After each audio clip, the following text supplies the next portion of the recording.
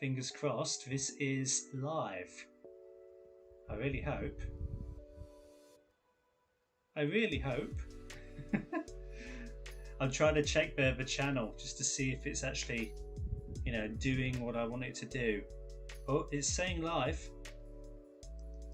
I'm also just switching on my phone sounds just so I can actually really hope. Oh. I really hope. Oh. I'm trying to check the channel. We're live. We're live, folks. We're live. Let me just shut my phone up. You'll probably have heard me double. Hello, everyone. Hello to the single viewer that's going to watch this live. Welcome to my attempt at a live stream with fibre internet. I finally got it at last. You might be able to hear my fan in the background. Apologies if you can. Hopefully you'll be able to hear some lo-fi music, which, fingers crossed, is copyright free. Don't want to get in trouble for that. It's been a hot day, hasn't it? It's been a horrifically hot day. So my computer is telling me it's still 27 degrees Celsius outside. What that is in Fahrenheit, the wrong temperature reading, I don't know. Anyway, we are here today as a conglomeration of people on the channel to, number one, first and foremost, make sure that I can now live stream without my internet self-destructing on me. And number two, just to chill. Because that is the title of this stream, Let's Chill, and that is exactly what we're going to be doing. Chilling in hot weather. And I don't know if you can hear the lo-fi music. I'm hoping you can. It says the desktop audio is going. Anyway, that's enough of me worrying about things. So, for anybody who does tune in live, feel free to use this as an opportunity for Q&A. We're here just to hang out for a bit, to talk about upcoming stuff, to look back on old stuff, to edit things live, check out some browser games, and, just have a nice time. Now, something that I do want to do on a future stream, I've got it down here. For my birthday, amongst other Transformers which reviews for those are coming out, I got this strange thing here. This is something called a Vitascope, which is like an old film reel camera sort of doodad. But this is made out of wood. Like little wooden sticks, I do believe, and it's a self-assembly sort of thing with actual turning gears, and it's an actual working projector. And I think on stream one of these days I would quite like to build this, because I've had it nearly a month now. It's nearly been a month since my birthday, and I don't know, I just thought building something like this live on a stream might be a cool idea. So if that's something y'all would like to see, let me know. I'm going to do it either way. Skill level of 4.5 stars. So this is meant to be sort of semi-difficult to build. But we shall see. We shall see the later stream. We're not going to do that tonight, because this is a chill one. This is just for us to kick back, relax, to talk, and I've actually got a live chat here, and wow, I've got 3 viewers. Yes, Anthony, thank you very much. I do. You're one of them, and I'm another one on my private account. So realistically, I've got 2 viewers. But thank you for tuning in, everybody who does tune in live. Tell me what the camera quality is like. Am I coming across good? Am I coming across loud enough? Is my voice getting muffled by the fan at all? The primary purpose of this is to test what this is like. And I'm just going to take a sip of water. I've got 2 lots of chat going on. I've got the chat on OBS, which I'm using to stream. And then I've got my phone here, which I can look at live. Oh, Dan's the other one. Put the Luminaire brothers to shame. I can't remember how to spell their name. I don't know how to spell their name either. I don't know who they are. Because I'm an uneducated swine, and I seem good, an old perfecto. Okay, thanks lads. I'm glad you guys are here. I'm glad this is somewhat validated. I just hope other people will tune in. Hey ho. But if there's anything, guys, if you want to just have like a chat with me That's great as well. I'm down for that because I missed the call yesterday because I was watching a nice theatre performance of an orchestra. It was an 18-piece orchestra just playing lots of music from Hans Zimmer and from John Williams, and it was a bloody good time. An hour and a quarter of sitting in the dark at the highest tip-top level of the Theatre Royal, trying not to get vertigo, craning my neck, looking down at 18 people who were underneath a fake moon playing blissful music of all of the big hits, like there's a bit of Star Wars in there, a bit of Harry Potter, Jurassic World, Schindler's List, Man of Steel, and John Williams' Superman stuff as well, Inception. I've forgotten the name of the thing that I'm trying to think of now. Interstellar, that's what I'm trying to think of. And, Gladiator and several other bits and bobs here and there. It was a good time. Did they give you one of those little binoculars on the stick? No, because I wasn't that far away. There were, the way that the auditorium kind of was, how do I describe this? Imagine the stage, really down below, and I was on one of the royal balconies, as they called it, but surrounding along the sides, but were those professional, private little booths that rich people could sit in. The type of thing that Abraham Lincoln was assassinated in. Because that's the example I decide to give. Because of course it is. But it was dicked out of those sort of things. But I was on the very top row, at the very back, in the royal balcony, for what it was called. And yeah, surprisingly I had a good view of it all. I was having to crane a little bit. Not the best for a good old neck, but it was a good time. It was a very good time. And I'm led to believe that you guys didn't do the usual What Podcast chat. Oddly specific, but yes. You have to realise, Dan, that I'm reading the chat a minute or two on delay, I suppose. So that's going to be fun. But what was the specific thing? The oddly specific. Can't speak. Was it the Abraham Lincoln thing? Is that the specific thing? The King of Indifference in his royal balcony. Trademarks, yeah. Absolutely. How are my mum and dad's views? Yeah, we all went together. Like I texted you guys in chat. We got split up because by the time we CBS to the Lincoln thing. By the time we booked it, we were all relatively late. The place was almost fully booked out. But by chance, the seat that was meant to be next to Dad didn't have anybody in. Whoever had booked that didn't turn up. So Mum was able to join him and they were able to sit together. But me, left on my lonesome, onto top level, alone, surrounded by strangers. It was fine. I enjoyed it. Right. Well, sure, we'll get cracking on. Again, the plan for tonight, other than just to test this and show off my bad bedhead. That makes it sound like I've just gotten out of bed. I haven't. I've been up all day. It's blisteringly hot here. No, but the purpose of this, test out this, and apparently this is a success, so that's good. And then we're going to edit some stuff live.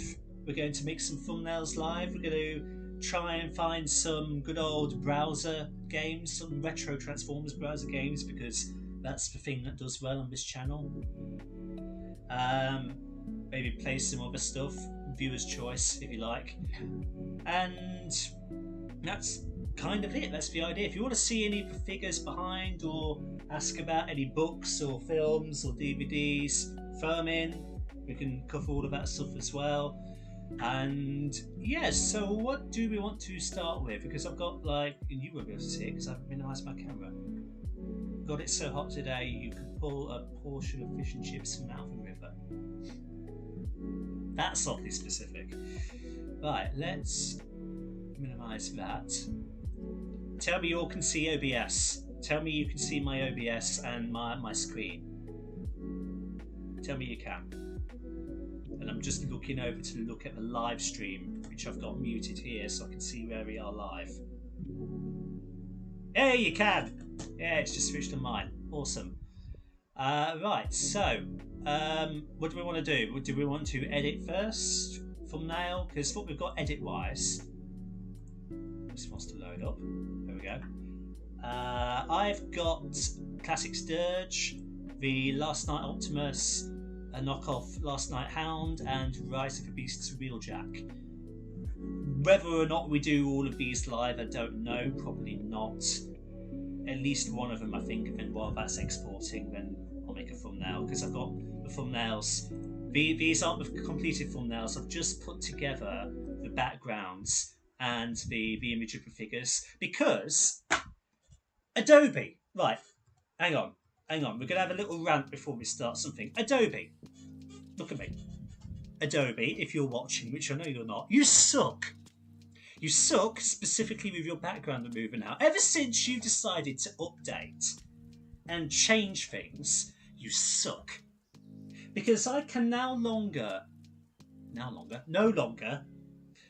just simply copy and paste stuff from your background remover. I had to download everything I remove the background from now. Huh? Why? That's not convenient. And to make it worse, when I go onto my shoddy excuse for Photoshop here and put things sans background onto a layer that is not the background, suddenly it all comes up with a black background. Whether that makes sense or not, I don't know, but it's what I'm choosing to use to describe my situation. And it just defies the entire notion of a background remover. Like, you suck! You suck, Adobe. Right, anyway, that's my rant. That's my little rant. I needed to get that out of there because when I was setting all of this up, I don't know what was going on. It didn't make any sense, and here we are. I'm saying words at this point. I'm saying words. They don't necessarily make sense. And they're not necessarily in the right order yet, either. I'll be lucky if I can get a coherent thing out of my mouth. Okay, let's edit something. This is your chance to see some things from the future.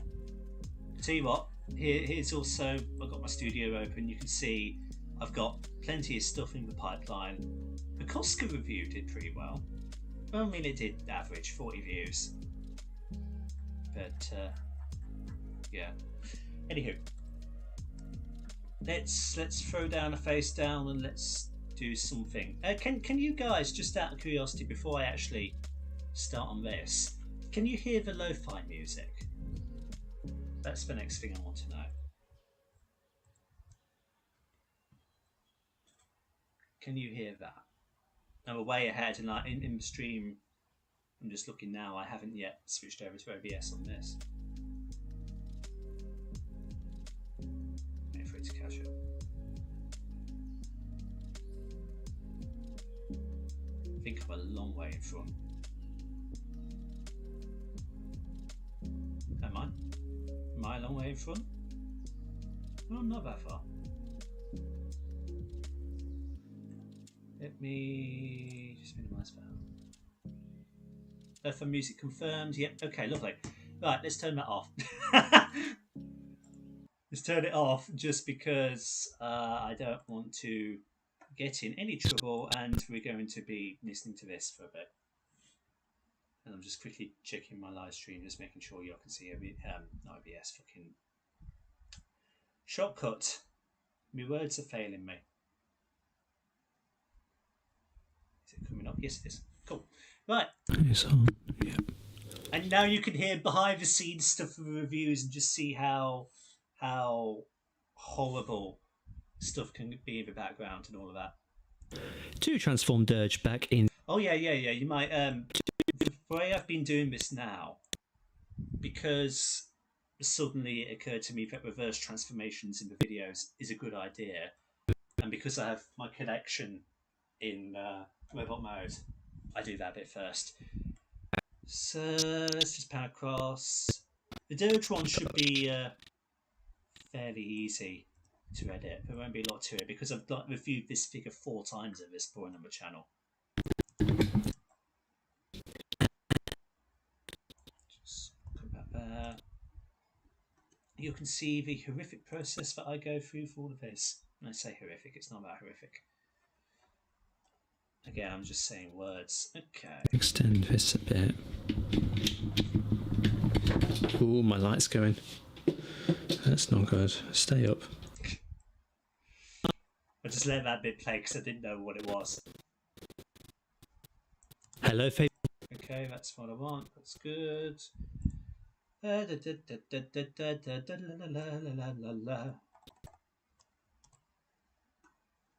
Paste it outside of it. Hello, faithful viewers. Welcome back to another review, and we are back at it again with a classic seeker. This time, the guy that we are looking at is Dirge, a guy who dies a lot in Transformers media. See a lot of the comics for various examples. Got that space hammer. Dirge, a guy who dies a lot in Transformers media.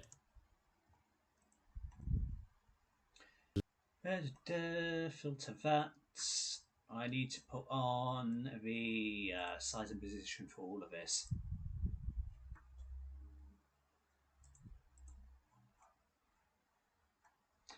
Hey Anthony, I know you haven't edited since university. If I ask you to do something for me and like download this program, this is your tutorial as to how to do things. Just so you know. Okay, let's get rid of that little bit about the comics because it's not necessary. Dirge, a guy who dies a lot in Transformers media. Dirge here, like.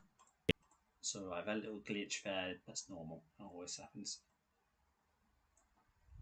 Dirge, a guy who dies a lot in Transformers media. Dirge here, like.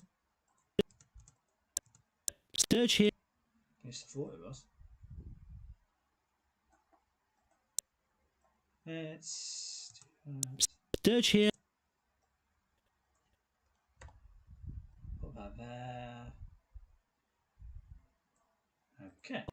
In Transformers media. Dirge here, like Ramjet and like Frost, transforms into a modified F-15 Eagle, and yes, it is once again a very nice colour scheme and paint job that he's got going on here. His primary colour is this nice shade of blue, and it is accented by you ain't editing a damn thing.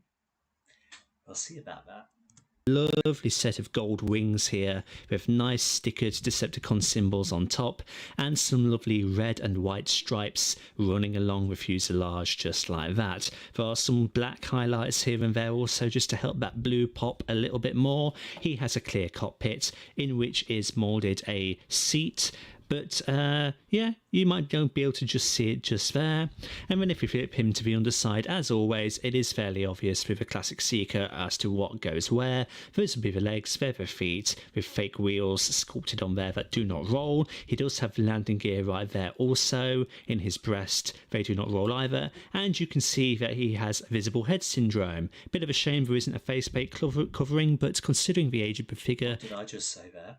What? A faceplate? Is that that's what I was meant to say. But considering the age of... What did I just say? But yeah, you might not be able to just see it just there. And then if you flip him to the underside, as always, it is fairly obvious with a classic Seeker as to what goes where. Those would be the legs, they're the feet, with fake wheels sculpted on there that do not roll. He does have landing gear right there also. In his breast, they do not roll either. And you can see that he has visible head syndrome. Bit of a shame there isn't a faceplate cover. Okay. Because I mixed up my words there, I might cut that. Bit of a shame there isn't a faceplate covering, but considering the age of the figure, it can be forgiven. But all in all... Let's think about. If I just cut that, how does that sound? He has visible head syndrome. But all in all... syndrome. But all in all, it is once again a very wonderful looking vehicle mode. And just as always, the null rays can fire. I'm just going to disconnect this one for ease of access. There is a button right there which you press like so. And it would help if I didn't signal the wrong side there, wouldn't it? Okay. The button is this one here. How do I get around this blooper? I'm just going to disconnect this one for ease of access. There is a button. Maybe snip there. The button is this one. That. I don't know what I said. If I said pate or plate. I don't know. The null rays can fire. I'm just going to disconnect this one for ease of access. The button is this one here. The button is this one here. And just like this. There we go. And it's a powerful enough spring to serve its job.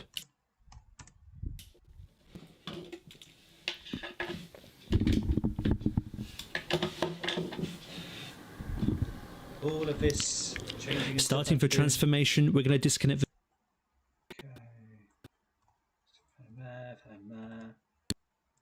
Starting for transformation, we're going to disconnect the null rays for a start. So I've done this one already, so let's just rip this one off like so, just like that. And then we're going to fold in the landing gear like this, voila. And then it's really no different to any other classic Seeker that we have explored so far. It's very similar to Ramjet as well. So let's just pull the legs out like that, come to the feet and just split the legs and fold the feetums down just like that. Now the main difference is we're not really going to do anything spectacular with these wings. We can't angle them back, we just have to leave them like that. And then if we take these golden bits right here, we're just going to double hinge them up like so and fold them round. No, you're not. You're not going to fold them around at all because you cocked up the transformation sequence, didn't you, boy? Yes, you did. Like so. This one is a little bit floppy, I'm just noticing right now. And then with the rest of the jet like this, we just... So I'm going to have to leave it in. I can't cut that out because I think I discuss it later. Oh, well, we can turn it into a comedic bit. So, and fold them round like so. This one is... Actually, I might... them up. Like so. I'm just thinking of things in my head. Golden bits right here. We're just going to double hinge them up. Like so. Yes, thank you, email, for telling me that I am live on my channel. I know. Pop this over. And fold them round.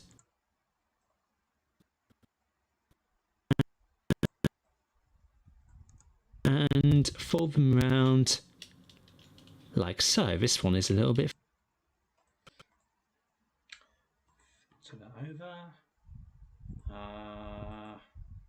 FYI, the font I use is called Watermelon, which is what Lixion uses to edit Markiplier's videos.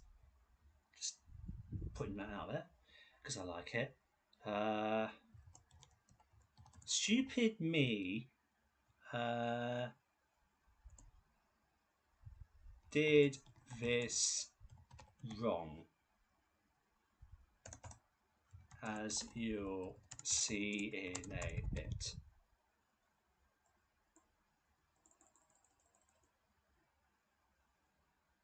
And then just trying to think of how big I want that.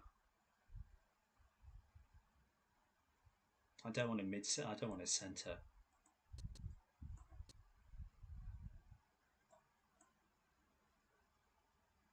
Left.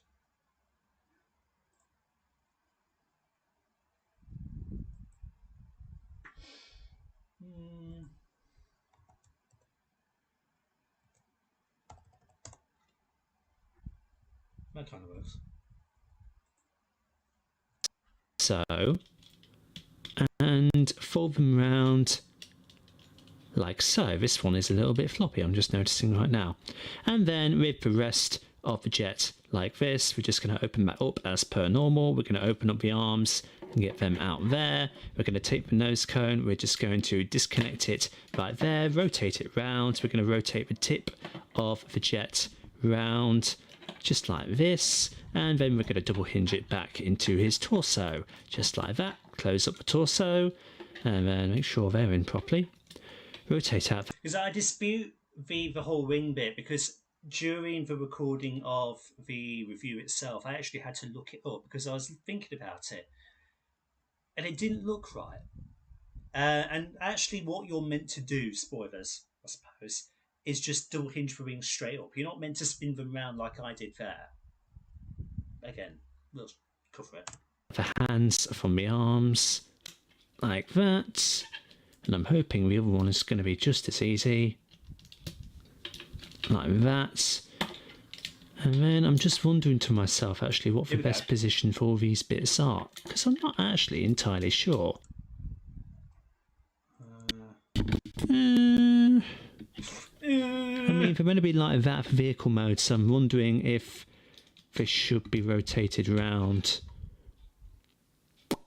Bear with me, I'm actually just going to research this.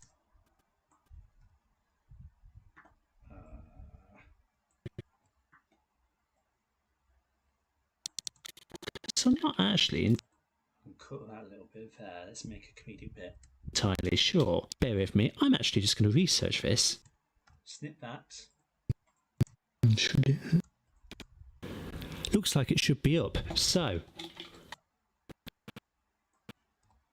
Cut that there. Okay.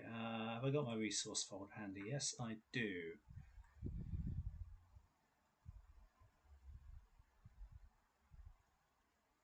Right, I'm just trying to think of what a good background music, like a little jingle thing. My instinct was to go for that rage music, but the elevator music that Few uses in his reviews, actually, for what I used for the Barricade transformation video, got a copyright claim on it, which wasn't good.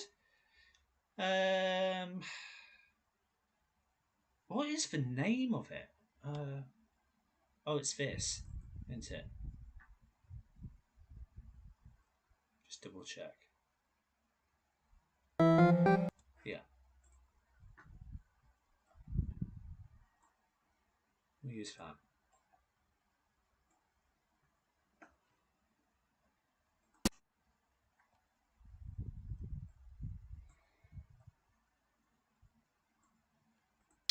Going to research this. Got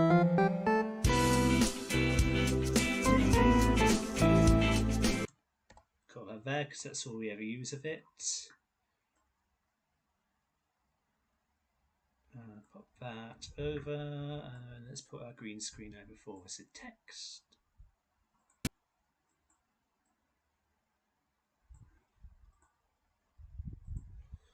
One TF wiki search later.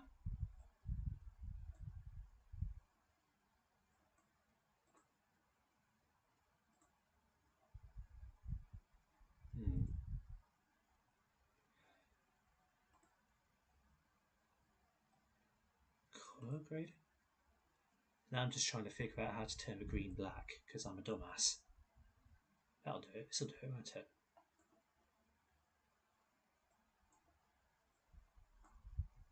Tell me this'll do it. There we go.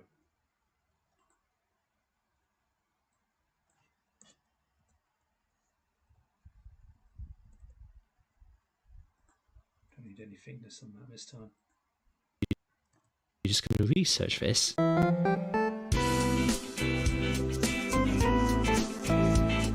Looks like it should. You know what? I've had a better idea. Let's Gaussian blur this. And then let's mute it as well. Like that. There you go. That looks all better. these bits are, because I'm not actually entirely sure. Bear with me, I'm actually just going to research this.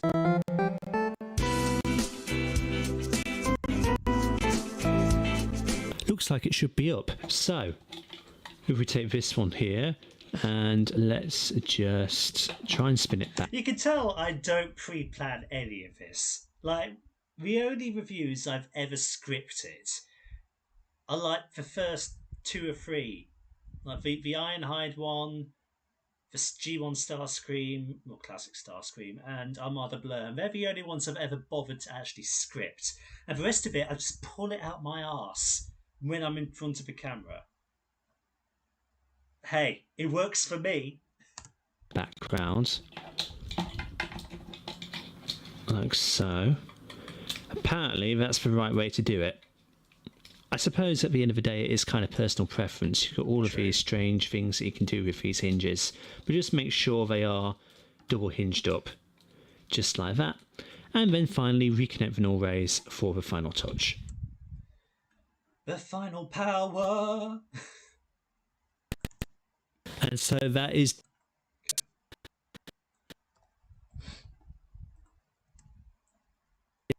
for the final touch. And so that is Dirge in a Just replaying it again just to make sure it's all touch. And so that is Dirge in a very atypical no. And so that is I fucked it up anyway. Right.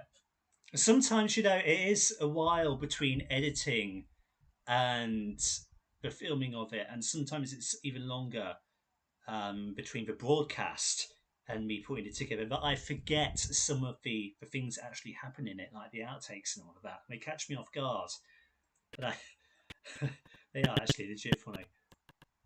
Like this example, for example, this review, I don't know when it's going to come out, because this is covering a figure that I got at TF Nation back in August, like a month ago almost at this point. But my queue of videos is so long. This might end up being like a December release. It could even be January 2024. That's how far ahead I'm working.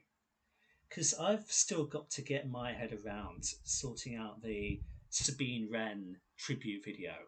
And by the way, the Ahsoka show, love it. Great. Really great Star Wars.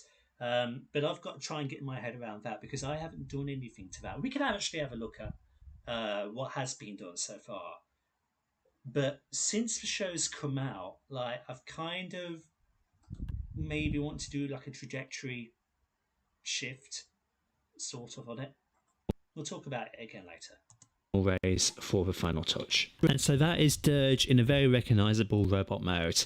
And there isn't a great deal to say about this figure that we haven't really said already with regards to cone heads. See Ramjet's review, for example. But he just still retains this really nice blue and black colour scheme.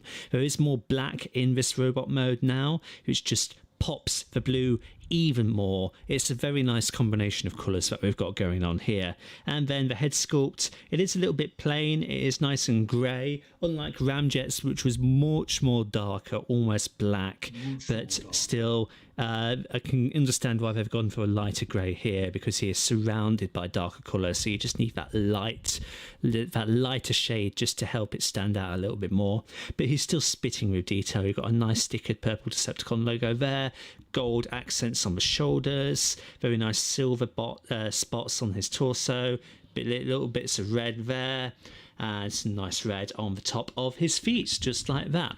Now, one main difference between Dirge here and Ramjet, despite them both having their wings on their legs, Ramjet's were quite articulated, Dirge's aren't. They're just kind of static, so you don't have the availability of options that you did with Ramjet here on Dirge, unfortunately. So that is, I suppose, a little bit of a negative. Ramjet just has a little bit more playability in comparison to Dirge here. In terms of articulation, Dirge is... Okay, go. In comparison to Dirge here. In terms of articulation, Dirge is really no different from Ramjet other than those wings, so his head can only turn that far and that far, fully sealed like this. If it were out like that, then you'd have a... I don't like that big gap there, so let's cut that out.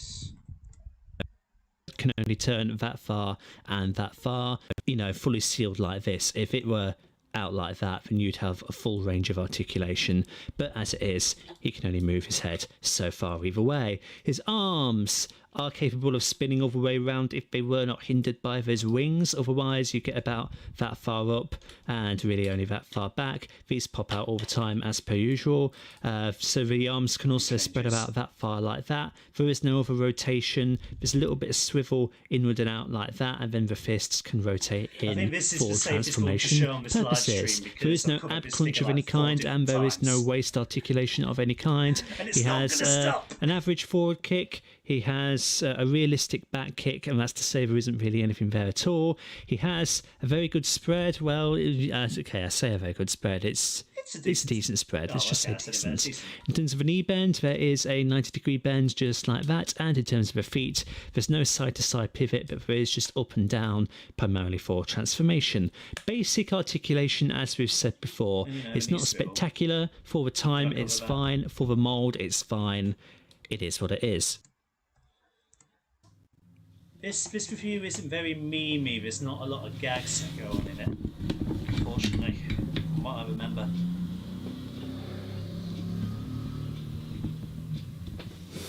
Loud motorcycle. My road has a very bad habit of getting really loud motorcycles go past, especially when I'm trying to film a review.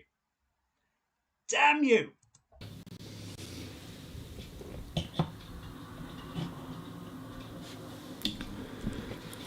For comparisons then, here is Dirge. And unlike the Ramjet review, I don't have all of these all together because I've now got 4 of them. So, one at a time. For comparisons then, here is Dirge with classic Starscream.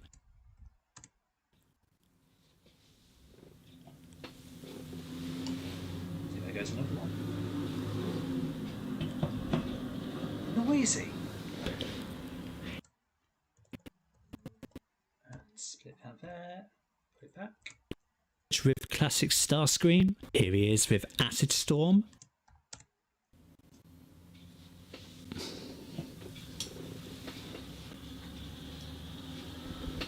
And another one.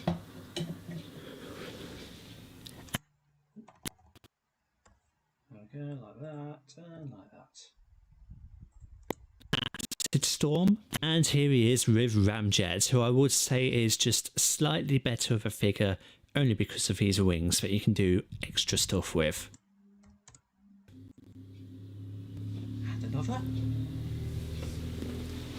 I'm pointing that out in the video, not live, even though there was something sort of loud. And split that there.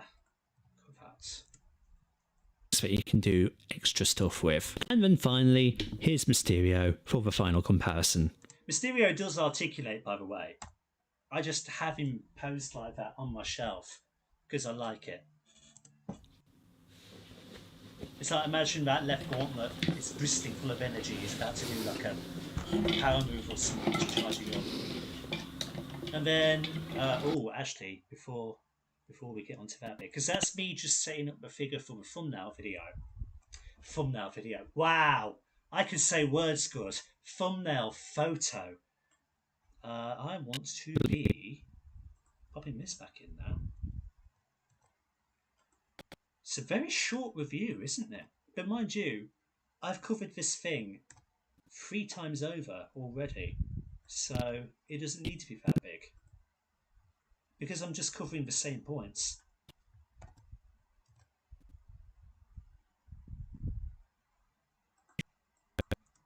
For the final comparison. To transform Dirge back into vehicle mode, it's no different than it is really with Ramjet or any of the other Conehead Seekers. So let's just disconnect the null rays. Oh, okay, I just stuttered then, didn't I? Can I fix that? So let's just disconnect. I want to see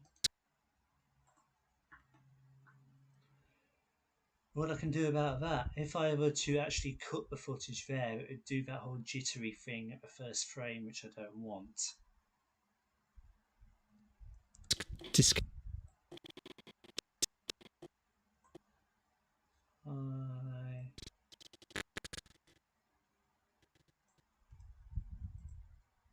just remove that and only that bit. So let's just disconnect the null race.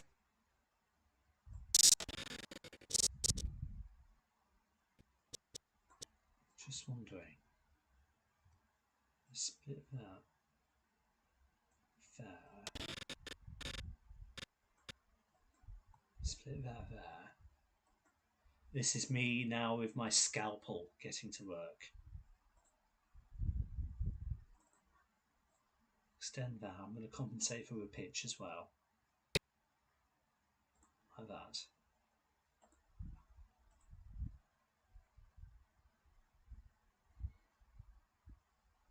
Come on, shortcut, catch up with me. Don't crash. By 6. Come on. Come on. Okay, by 5 then. I'll definitely do it. I'll see how that sounds. Conehead Seekers. So let's just... Is that too mechanical? So let's Seekers. So what if I just cut it? Seekers. So let's just...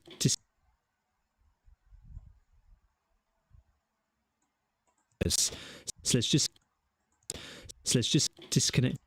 There's just a noticeable...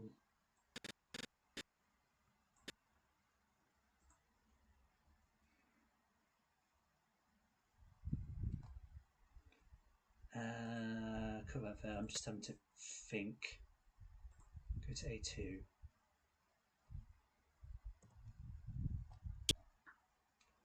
Trying to think of a way to get around this. So let's just...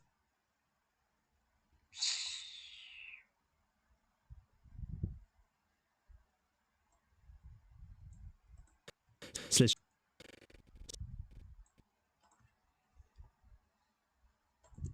So let's...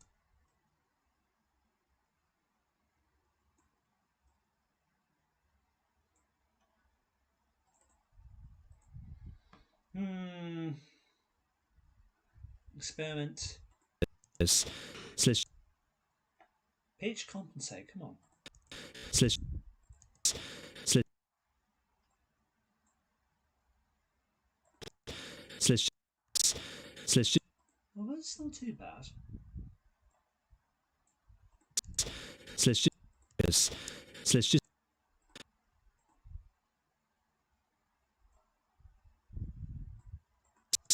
So let's just... Seekers. So let's just... So let's just...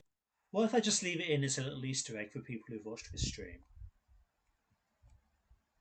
It doesn't sound too awful. It's passable. But for you guys, we'll leave it in as an Easter egg. Conehead Seekers. So let's just disconnect the null rays. Oh God, it's so noticeable though. So let's... Fuck it. Fuck it, it's fine. Seekers. So let's just disconnect the null rays right fine. there. Open It's that not up, fine, put the but it's fists fine. back in, just like so. Give that back over there. Just take the nose cone assembly, bring it forward and then out like that. Spin it around there and just connect it back in. If it wants to do it. There we go. And then just rotate the tip of the nose cone and thus rotating his head around 180. Put the arms back in there, close up the chest like that, and you can flip out the landing gear just like that. There we go.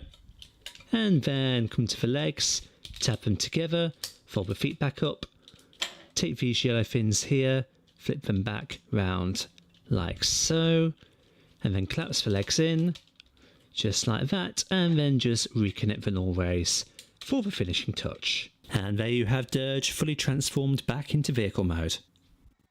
Rewind or flash forward, whatever you call it. Me getting him now into the thumbnail position.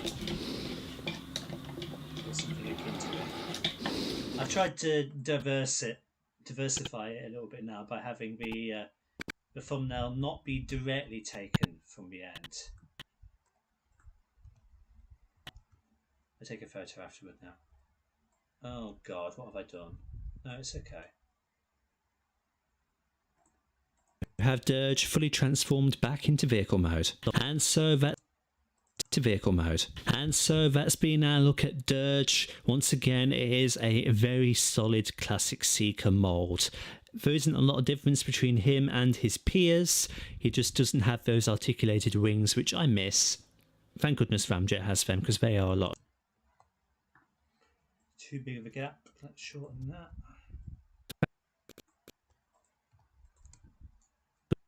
Those articulated wings, which I miss. Thank goodness Ramjet has them, because they are a lot of fun. He is bristling with colour and personality once again, and I have once again no trouble recommending him, as I do with all of the other classic Seekers. It is a timeless mould, and I think that any Transformers fan at some point does need to have at least one of these guys in their collection. Doesn't matter which, they're all as good as each other, to be honest. Apart from, you know, the obvious wing thing that I've just complimented Ramjet 1,000 times for. But still, that's not to knock Dirge too far. He's a lot of fun in his own right, so definitely I recommend him.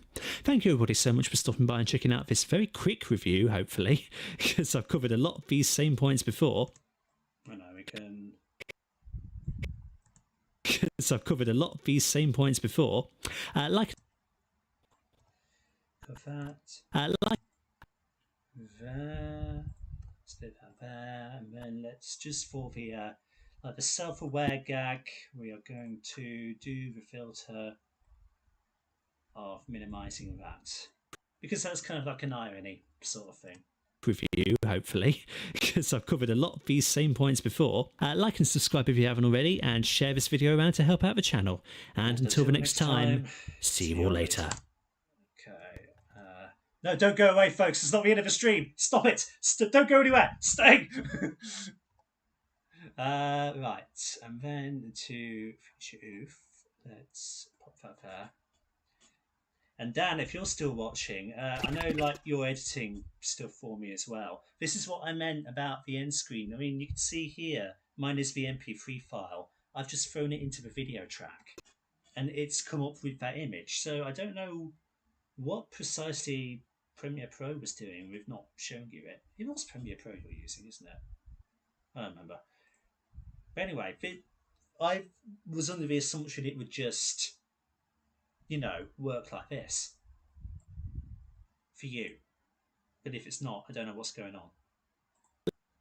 Like and subscribe if you haven't already, and share this video around to help out the channel. And until the next time, see you all later. And there you go. That's how a review is made. So I'm going to make that 1920 by 1080, although whether it'll actually be proper 1080p, probably not. And then go here, I need to go that, I need to go that, and I need to just bring it in here. So what did I review? It's Generations Dirge.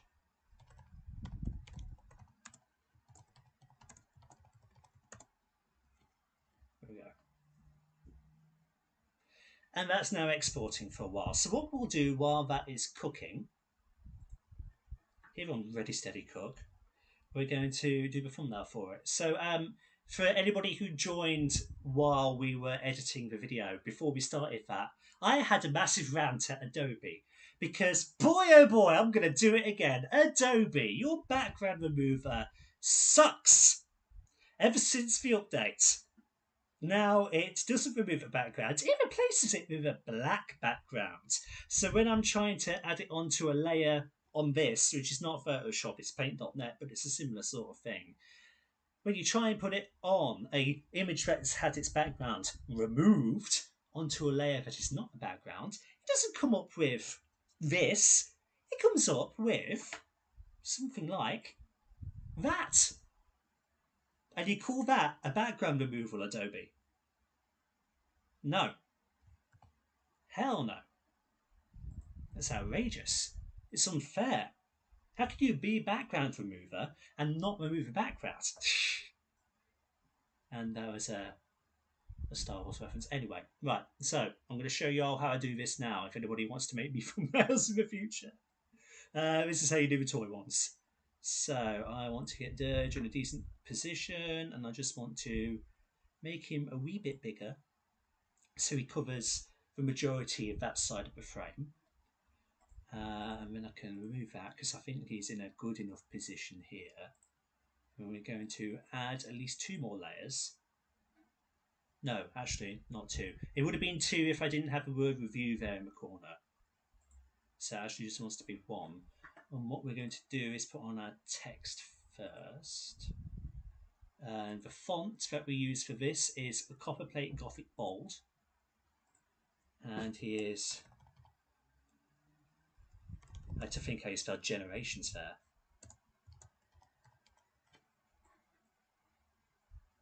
Centralize that. We're going to pop it to size, I'm thinking 72. I'm going to sound like a dumbass. Is that how you spell generations? I actually can't think how you spell generations. Oh my god, I'm a dumbass. Is that how you spell generations? It is. Okay, we're good. I just had the biggest brain fart. I need to take another sip of water.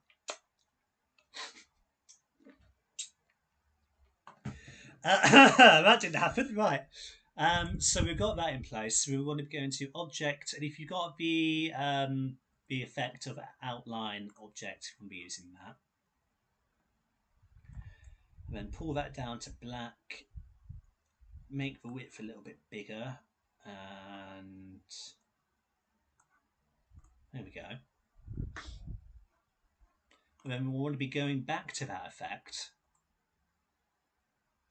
Yeah, thank you, Anthony. I figured out that's how I spell it. I'm a dumbass, I know. And then we want to be doing, so you can see it's double layered the black on here. So instead, we want to be panning it over to red. And then we want to be maxing out on the width and the softness. And that should get the usual outline thing there. And then we want to repeat it. And there we go. Now we've got the red for that. And now we can pan back to Dirge's layer. Go on here. And now it's preset to that, so we can get the ring around him. And now we've just got to pick a complementing colour. So, do I want to be going blue, or should I try and mimic like the gold thing that he's got going on? Or can I find like a balance somewhere? White, nah. What about a lilac of some kind? Purple doesn't look too bad.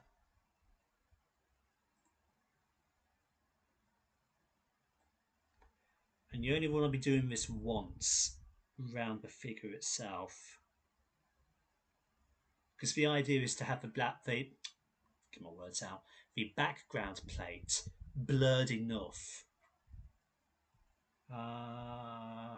Is that a decent colour? I want to go something like, no, that's 2.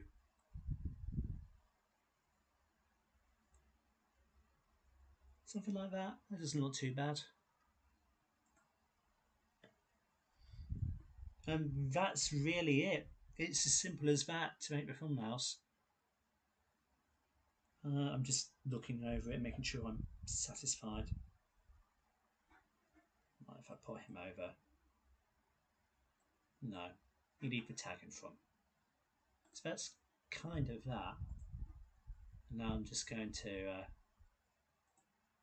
maximize myself as I just saved that. I don't want you all looking at my files. Save.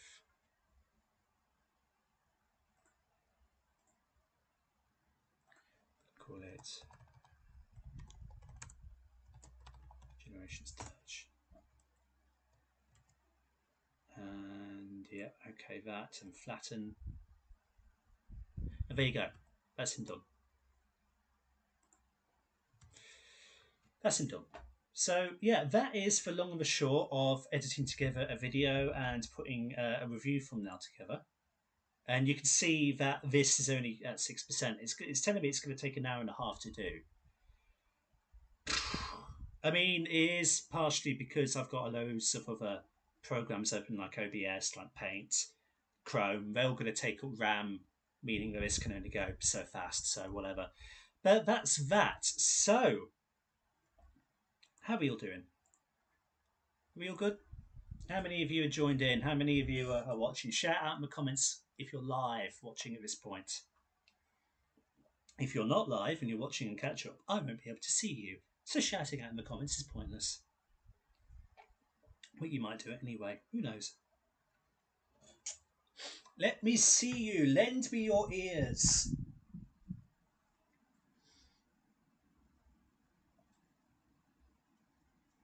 Lend me your ears.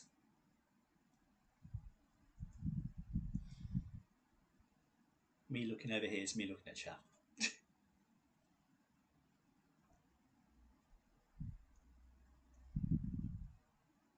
No, Anthony, don't lend me your eyes. Lend me your ears.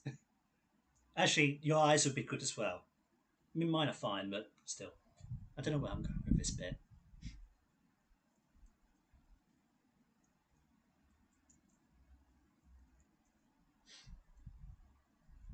Anywho. Oh, yeah, okay, there are your ears. I thought those were light bulbs. Maybe I do need your eyes. Okay. What shall we all cover? Because I know the majority of the audience for the channel are my Transformers audience, but we could have a look at all other sorts of things. I still, plan tonight to fish out some old Transformers browser games and just classic browser games in general. If you know of any that you'd like me to play while we're here live, throw them out in the comments and I shall have a look at them. And then we're going to look back at some videos from the channel as well, because we can. I watched the golf ones. I have golf videos with better audio coming out. With the first batch of stuff that we did, the audio wasn't particularly brilliant, but then we found a way to get HD voices for everybody. And then Dan is still currently editing something in that vein for me also, which is good. It's only on 8% there. That render. Right. Let's take a look. What shall we do? Get the lo-fi back on. That's what we'll do. Just for a bit. How's everybody's day been? Are we all surviving in this hot weather? Because it's blisteringly hot out there. According to the temperature right now, it's still 23 degrees. It does feel a bit cooler than it did.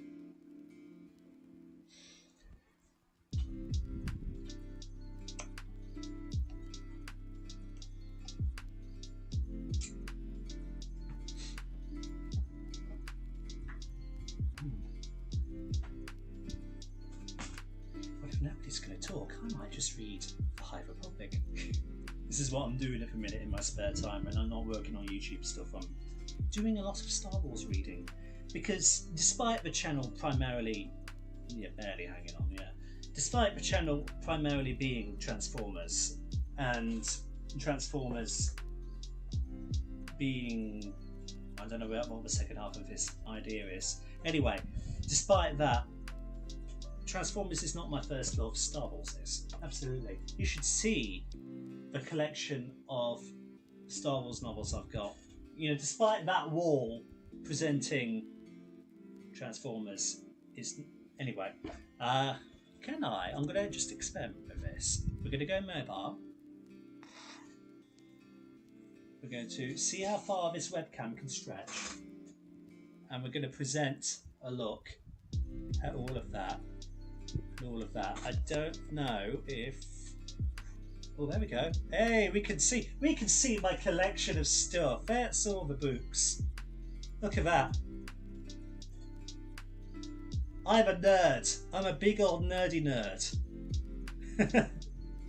You want to get to know me, you can spat out nonsense about all of this. So this is like my Star Wars collection of novels here. You can see a lot of Phase 1 High Republic. I've not dipped into Phase 2 because I'm just not inspired to dip into Phase 2.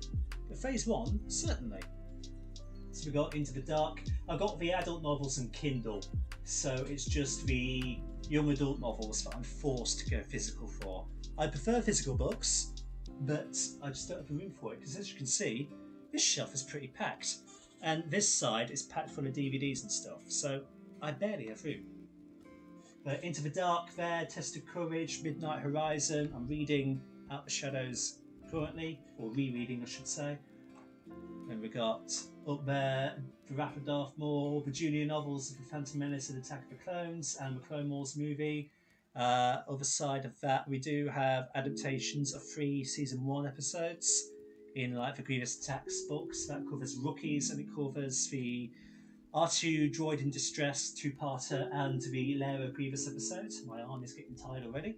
We've got Dark Disciple there, which tells the story of Asajj Ventress from the unproduced episodes of Clone Wars. Labyrinth of Evil, which is a Legends novel, which is a direct prelude to Revenge of the Sith. The junior novel of which is next to there. You've got Kenobi by John Jackson Miller next to it, and he's just announced a new book coming out soon called The Living Force, about the Jedi Council, so that'll be a good read. Star Wars Ahsoka there, which was sort of retconned slightly by Tales of the Jedi. I think that novel takes precedence though. We've got the Solo novelisation, we've got Battle to the End there, which is an adaptation of the last 3 episodes of Season 1 of Star Wars Rebels. We've got the new canon Thrawn trilogy, so Thrawn, Thrawn Alliances and Thrawn Treason. We've got the novel of Rogue One, we've got the junior novels of the original trilogy, and then there, we've got the adult novels of the original trilogy. Then we've got the Aftermath trilogy, and then panning across even more, we've got the adult novel of The Force Awakens and The Last Jedi. And then on the opposite side of, oh my god, I've disconnected my camera. Oh no. My camera. Oh no. Oh no. What have I done? Oh dear. Wait. Oh boy. That's not good. Oh, that's not good at all. Technical problems. Oh dear. I'm hoping you can still hear me at least. Hey, there we go. We're sorted. We're back. I pulled the lead too far. Right, let's try that again and not mess it up. Right. On the opposite side of that thing there, we've got the Resistance Reborn novelisation. God, I don't want to disconnect my camera. Trying desperately. We've got Resistance Reborn, and then we've got the adult novelisation of Rise of Skywalker. Right there. I'm keeping that annual for Clone Wars because it's got adaptations to some Season 2 stories in it. Book of Sith, Jedi Path, Imperial Handbook, yada yada yada. You got the junior novels of The Last Jedi and The Force Awakens. You got Lost Stars, got The Rise and Fall of Darth Vader, and I've done it again.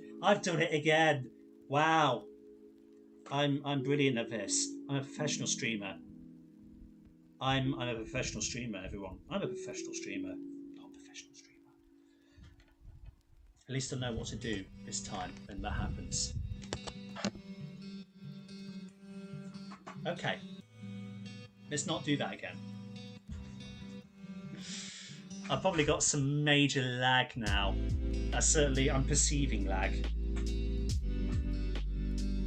Oh, such fun. Such fun indeed. Oh dear. Right. That's enough of that nonsense. Okay, so let's play some games.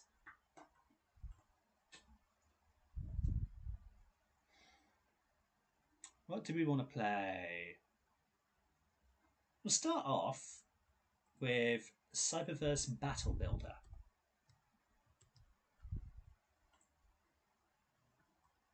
Because this was the thing that came out in 2011.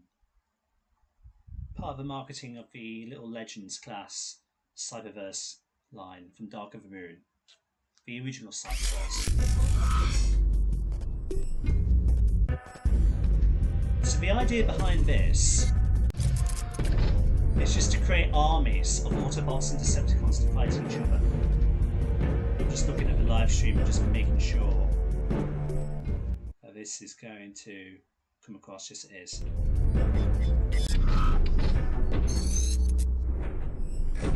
So, chat, this is where I need your help. Because I want you to decide who goes against what here. So this game is a bit like Totally Accurate Battle Simulator, if you know that.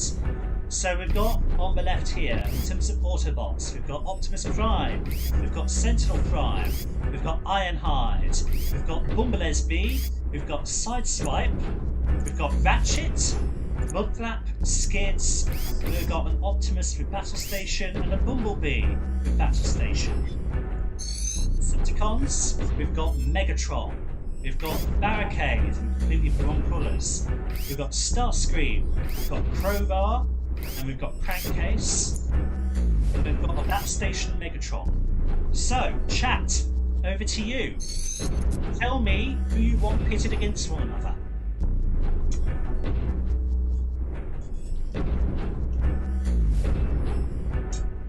And I shall wait for you all to dip in and tell me.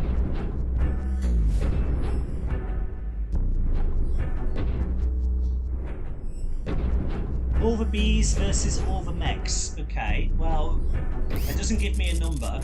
Give me a number as to how many bumblebees and how many Megatrons. Because all is just too vague. I mean, give me a number.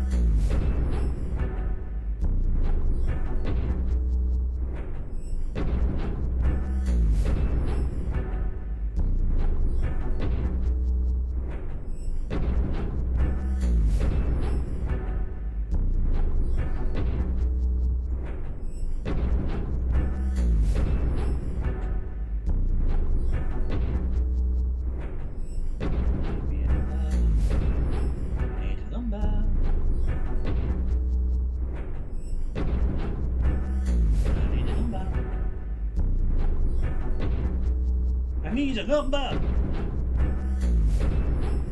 I could just like. I can actually drag it. Like that's a square. I could go like a horrific amount, but I prefer 5 aside. 5 aside. Okay. 5 Bumblebees.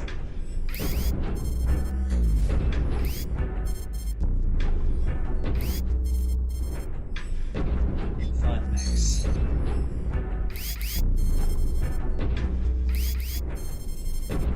I had a feeling this is going to sway very much on the side of the Decepticons.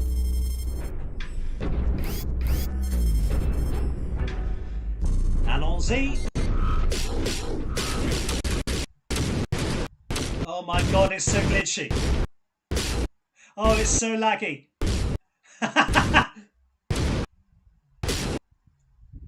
Oh no! This isn't good.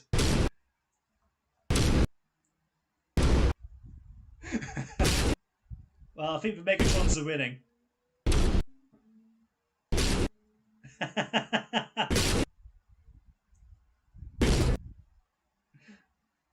Well, I thought this would run smoother.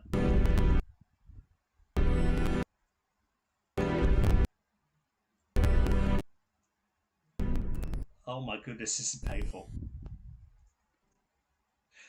This did run very smoothly for me in playtesting. I think it's because we're streaming and we're using a lot of stuff on the computer.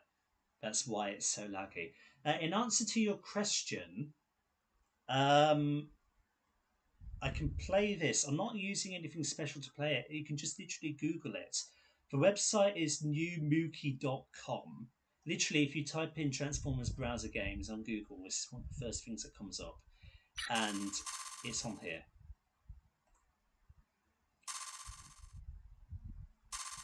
Oh my god, let me build a new battle.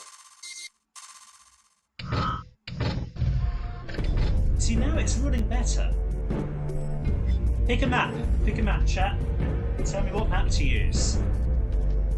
You control this game, not me.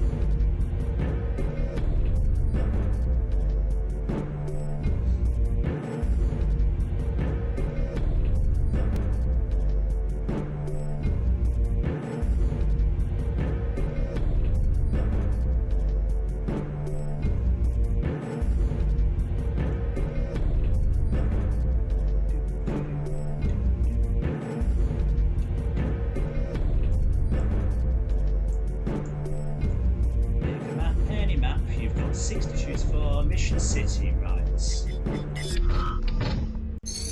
Once again, build the battle. Who do you want? Now we know the limits of what we can do and how laggy it's going to be. Let's do this logically, yeah?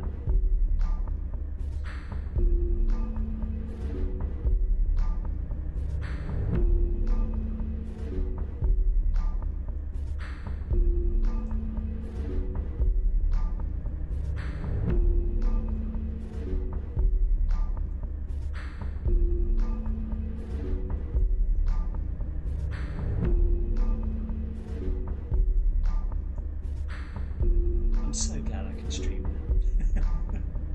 I'm so glad this works at last. The amount of difficulties I've had. Oh, bless you, Fiber. Come on, folks, what do we want to see? Who do we want to see? You got so many Autobots to pick from, and a few Decepticons to pick from.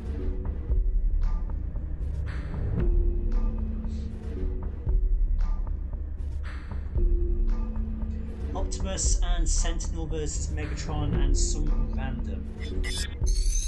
Right. Optimus, Sentinel, Megatron, oh god. 1, 2, 3, 4, 5. Just finding a dice. Finding a dice. Pick a dice. No, I don't want to open. What am I opening on my phone? No, stop it. Where's my dice? Cyrus, where are you? Where have you gone? There we go. Watch if this rolls a 6. Right, re-rolling.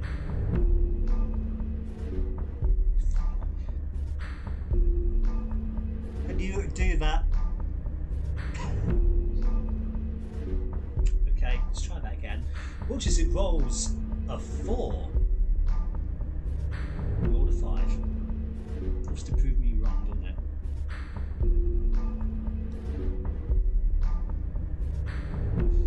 Just put my phone back over.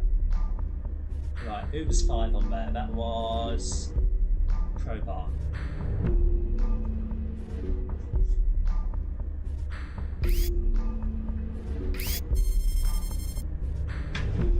Let battle commence. Oh, it's running better.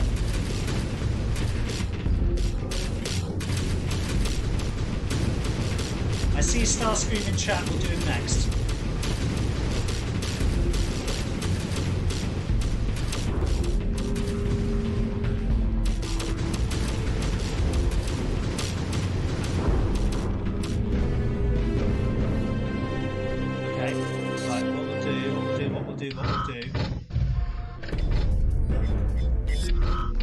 We're going to recreate it because I saw someone wanted Starscream. Optimus, Sentinel, Megatron, Starscream. Go.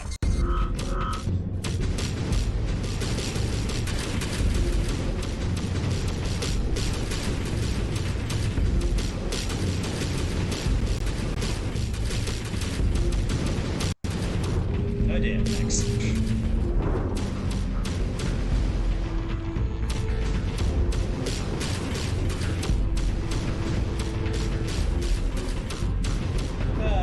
Autobot victory.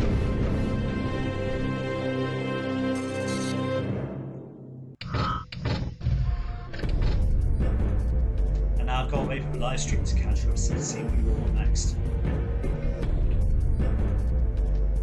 Turn my fan up a little bit. It's still hot, it's blazingly hot. live stream of me watching right now with only just bringing up the Starscream match. That's how far ahead I am in context.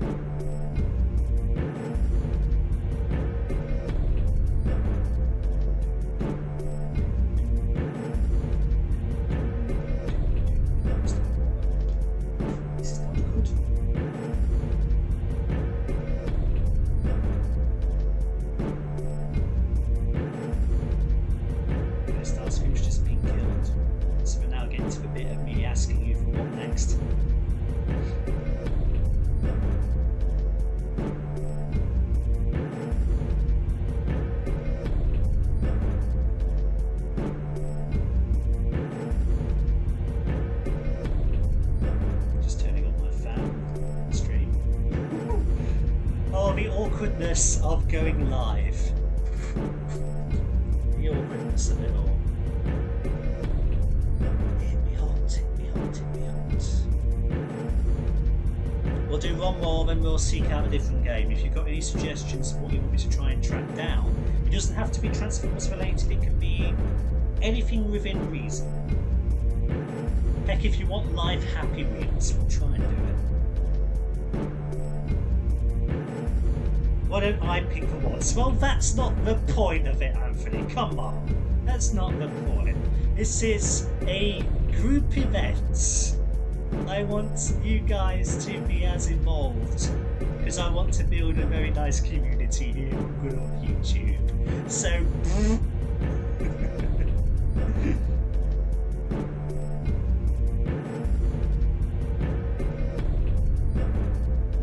Right, while I'm waiting, I'll do one for myself. I know. Okay. Okay. Make a desert ambush. Right. Okay. We'll do that in a sec. Leo, you'll have to tell me what desert ambush consists of. Oh, I don't have records. We only have characters that I showed earlier.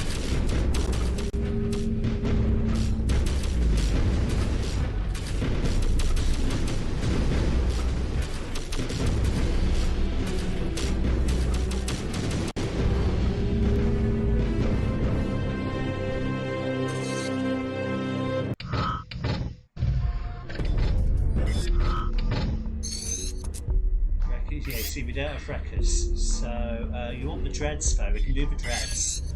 We can go crankcase, we can go crowbar.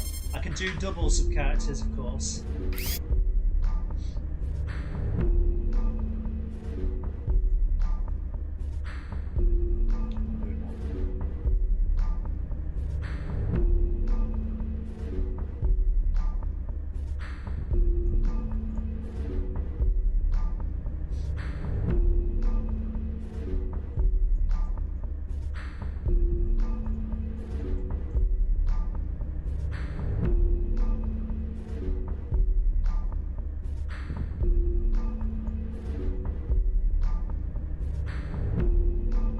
There is no hatchet, I'm afraid. There is only crankcase and there is crowbar, and that is it.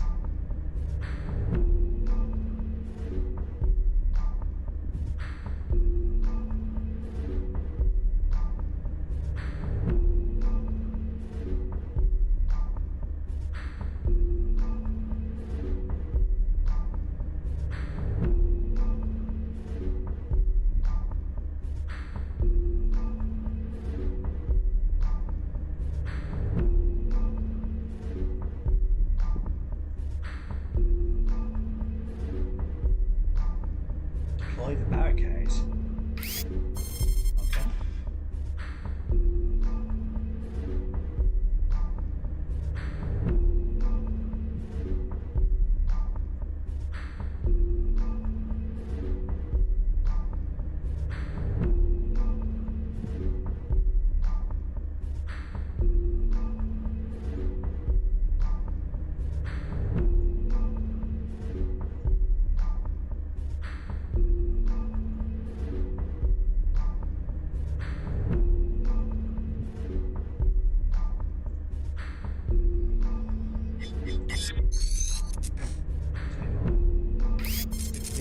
let's go sideswipe. Let's go skids. No, tell you what, actually. Let's go skids and mudflap, shall we?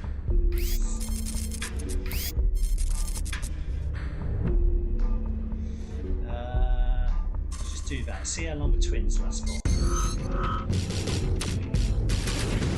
Oh, this is pathetic.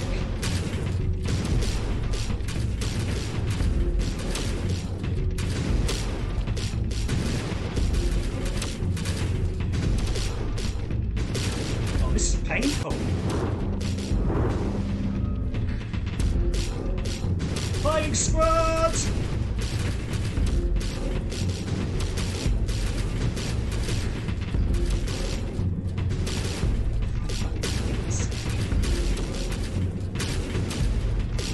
There we go. I wish we could make a game for a bit of falling like that. It would be epic. Well, if we could rewind time back to 2009, you know, Legends were a thing back in 09. I'm taking the reins at last. Fine, I'll do it. I'll take the reins. I want to see what these battle stations are like against each other. Let's go 2 Megatrons.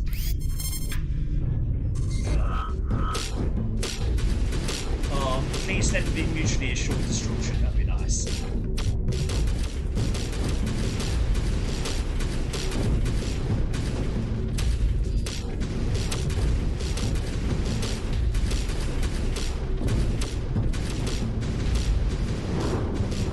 Oh, Decepticon victory in that.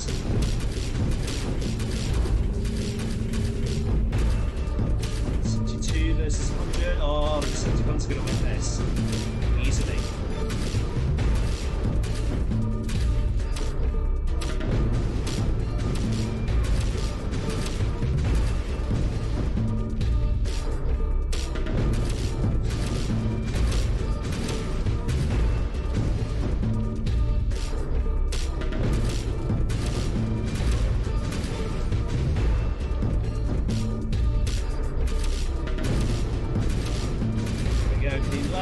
Dead.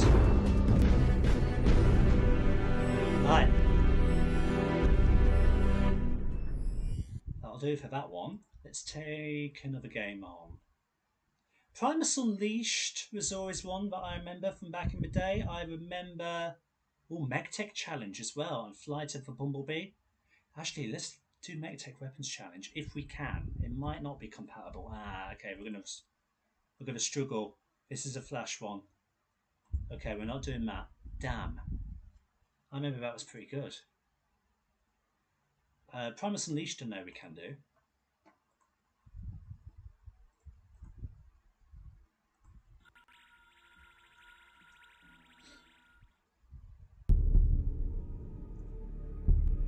Great danger has fallen upon the universe. A black hole threatens the destruction of all creation. That's a really bad black hole.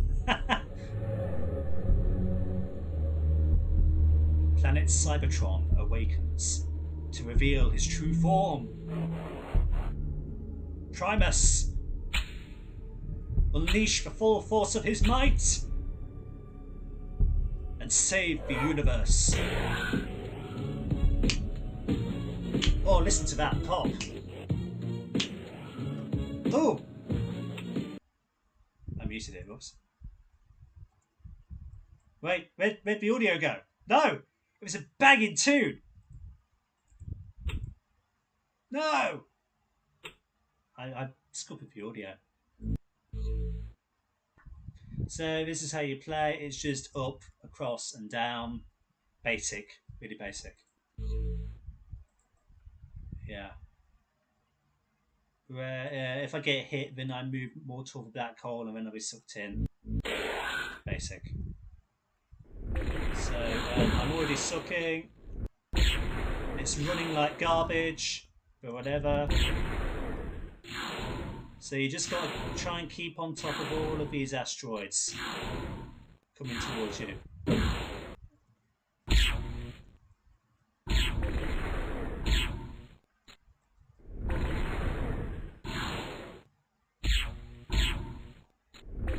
I was firing the right one.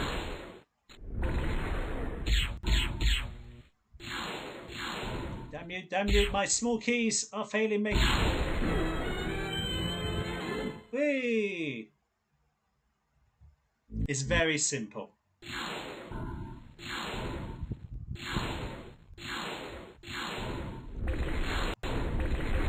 Oh no, whoa, they're all coming for me.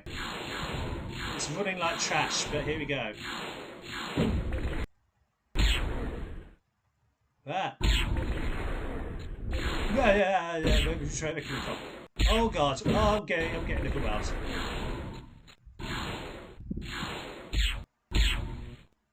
Ah! Damn it! Ah! Fire the central laser! Oh no, I'm actually doing bad. Oh no, reset me, please! Please, I don't want to die like this! Not like this! Not like this! I'm firing all the wrong guns! Not like this! No! Ah! No, I'm fine, I'm dead, I'm so dead,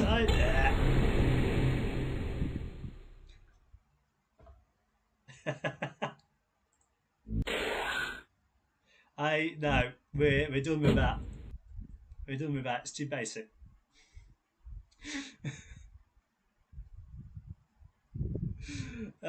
Right. Flight of the Bumblebee, that's a classic one. Will it work? It will work.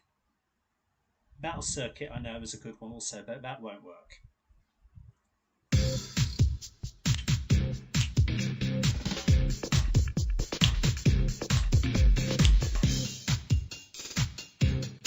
Oh yeah.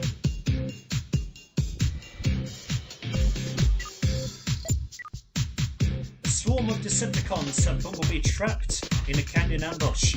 To survive, Bumblebee must collect a massive amount of energon and use the power to defeat his Decepticon enemies one by one. So use the arrow keys to drive and jump from ridge to ridge. Health, damage, yep. Okay.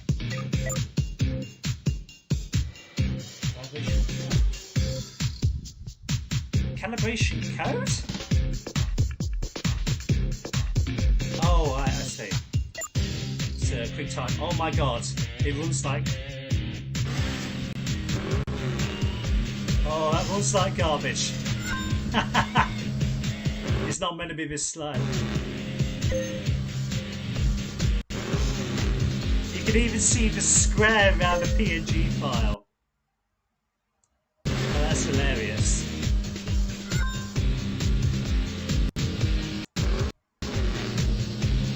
Land on wreckage. Ah, that must have been a fight. Well, let's see. What code? What do I have to write? Oh, 873.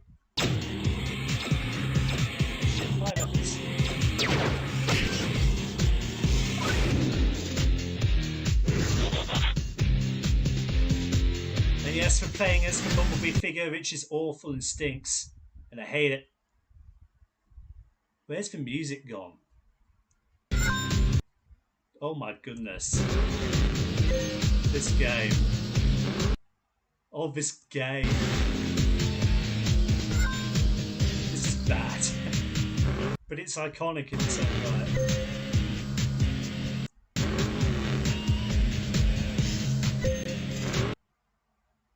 Oh, only 10 seconds to go. You mean about 30 with the lag that we're having.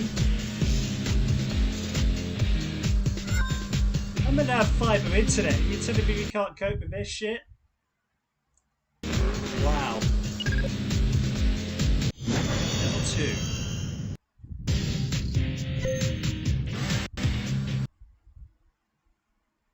Where's the music gone? So I know it's not my fault, it's the game, okay? It's not my fault.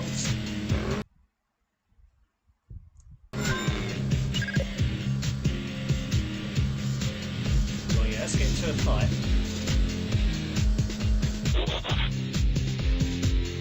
What's the number? 30105.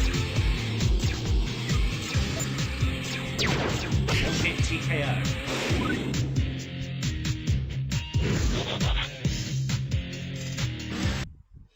Oh my god.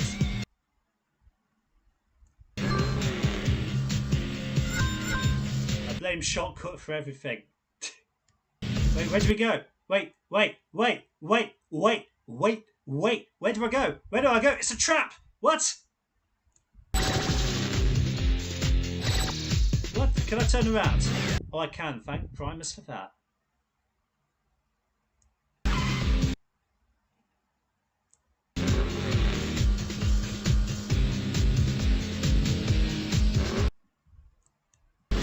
Made that jump, you laggy PNG file.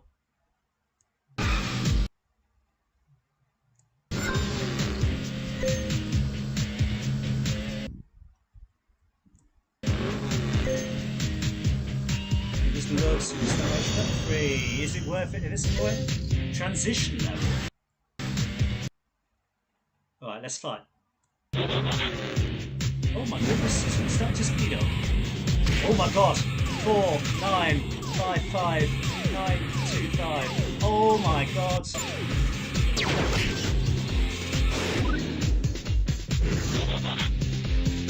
Oh, some actual difficulty.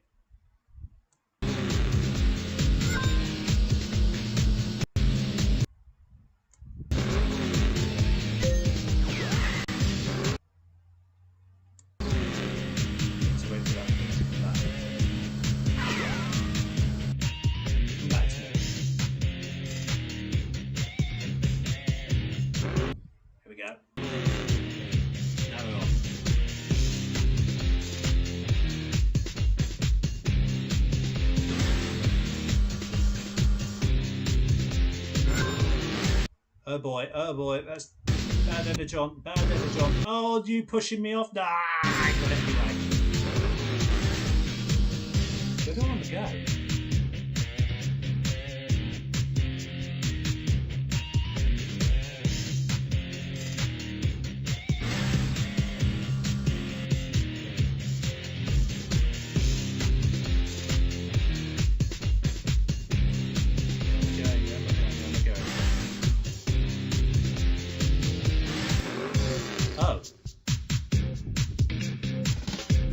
Oh, that was anticlimactic.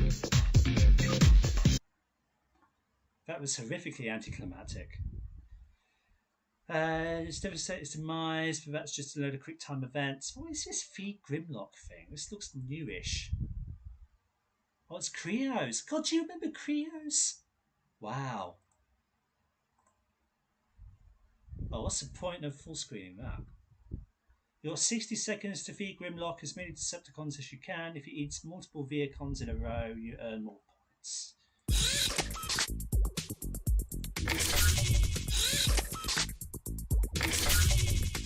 Wait, what am I doing? Oh, wait, what?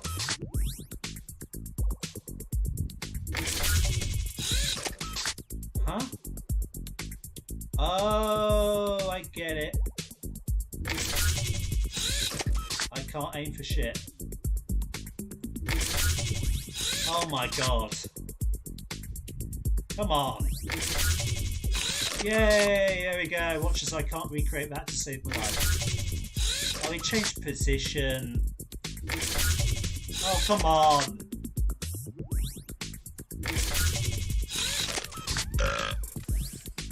Oh, this is atrocious. Oh, come on. Oh, come on! Oh, that's awful. Yeah, no. We're done with that. How are we doing with this stupid render that I'm desperately trying to get shortcut? 36%. It's still got an hour and a half to do, which I swear it said earlier. That's why we're tanking. Oh, Allspark Highway. Oh, you'll remember this. So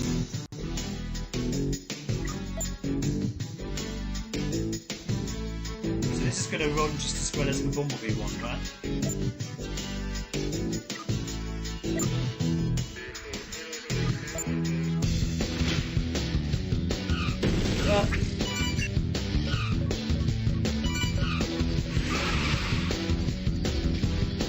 you. It's not running too badly.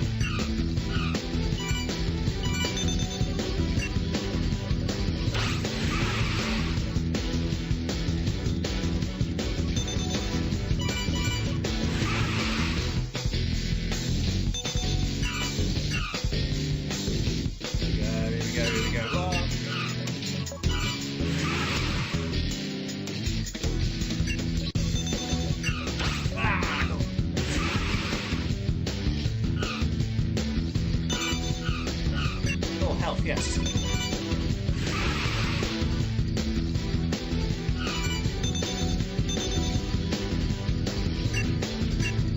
It's so basic though.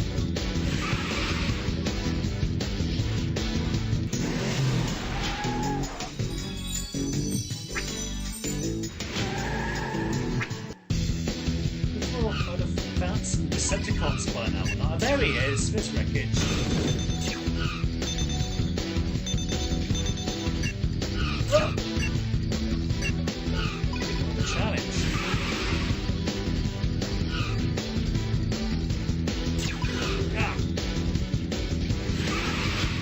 Turn? Oh no!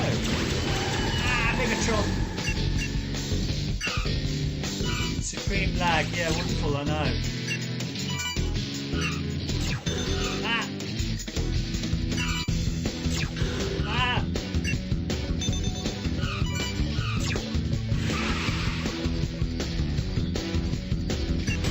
Ah! I'm not looking what I'm doing.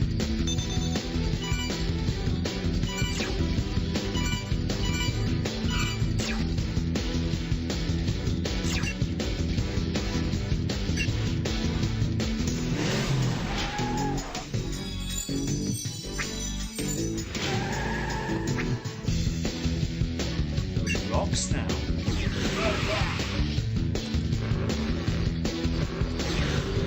Oh, I've got the dodge. Oh, I missed the turning. Ah.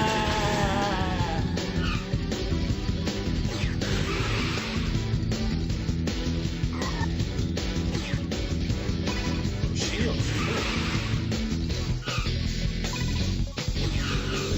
I missed the turning again.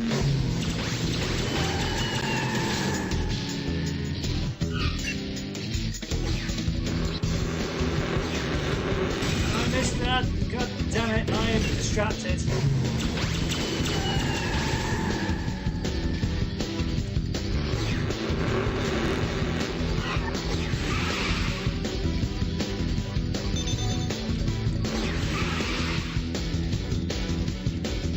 Oh, we can make this.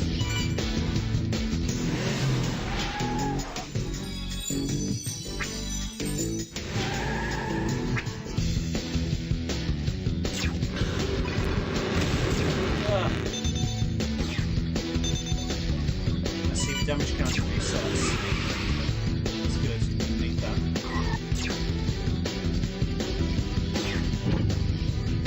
Let's get that straight through like a boss because I'm Optimus Prime. Ah, yeah, I'm just tanking it now.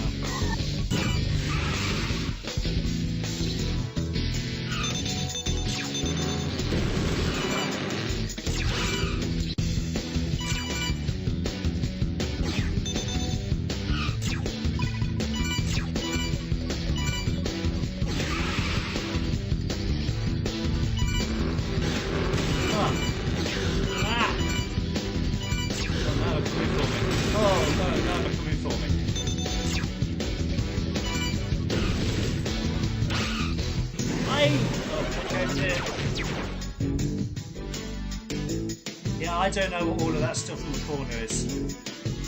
We win. We win, apparently. We win. We win against these daft games. I would play Battle Circuit, but it doesn't work. I did play test it the other day. I tried to. And it didn't work. And all of these other things just look like new stuff. There is, I mean, Devastator's Demise, it does work. I don't think it's particularly great, though.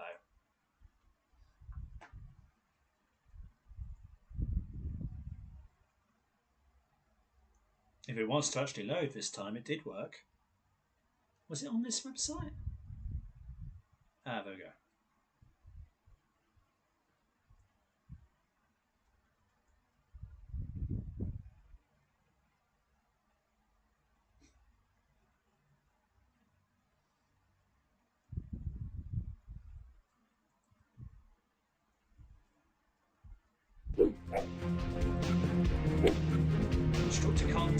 Potent Devastator. Blah, blah, blah, blah, blah. So it's quick time events, this one.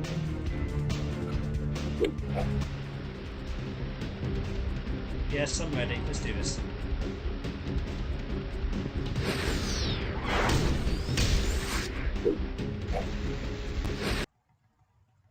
And me mashing the button cuts out for music. Wonderful.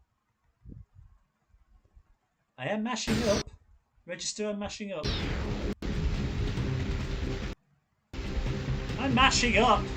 I like that.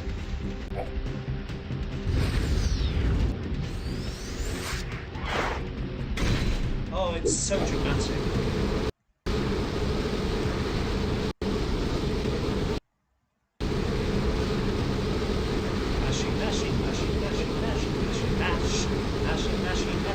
Literally going like that. There we go. Oh, this is so thrilling, isn't it?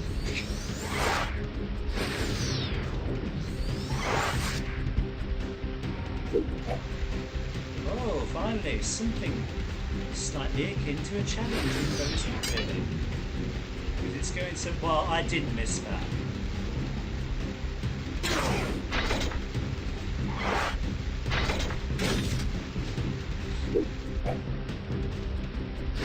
Oh no! I'm putting this up. The crosshairs align with space. Well, I did that perfectly, game. I think you're full of donkey poo. Listen. Oh no! What will the boulder do when it gets me?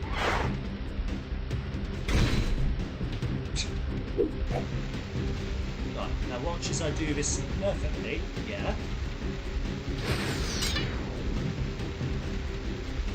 Yeah, there you go. There you go, you see? Oh, epic jump.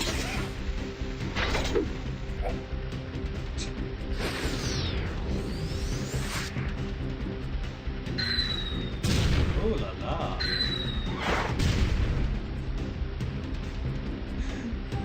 This one's so awful.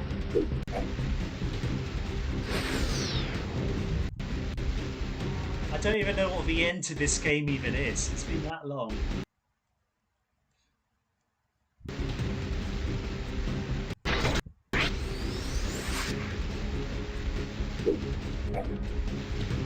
Oh, follow me.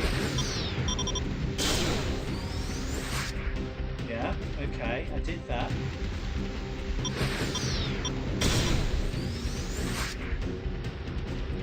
Where do we kill him?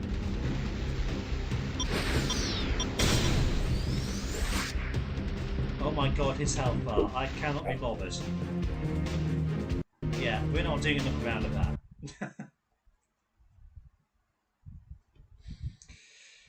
Back to you guys for a bit, I think. Let's get those beats back on, shall we?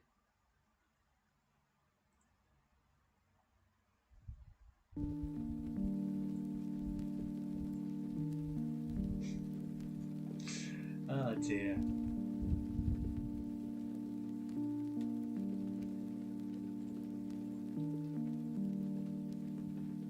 I'm still lagging a little bit because of my camera malfunction.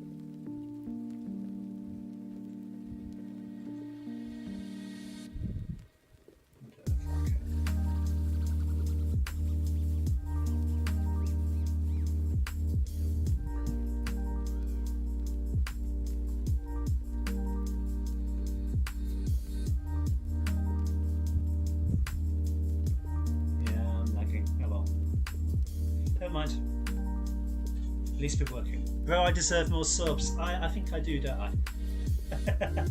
I'll tell you now. Toot my own horn.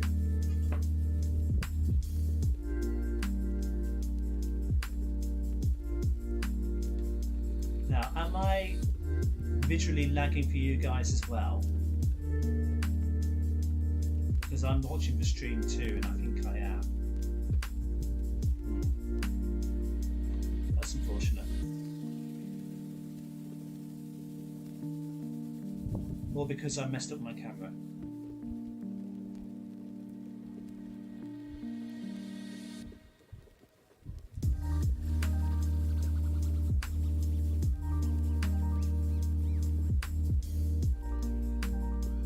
Any Revenge of the Fallen reviews soon? Let's have a look at the pipeline,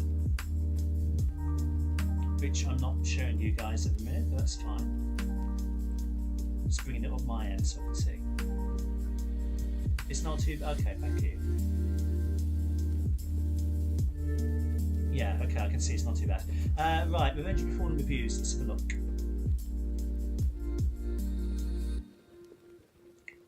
Find my actual playlist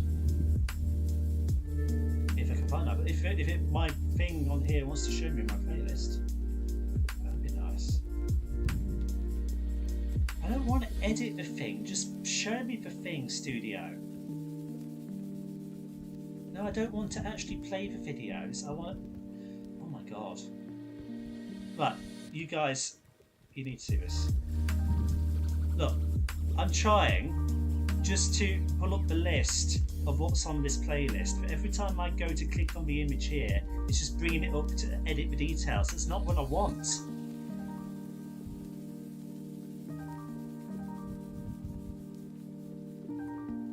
Videos.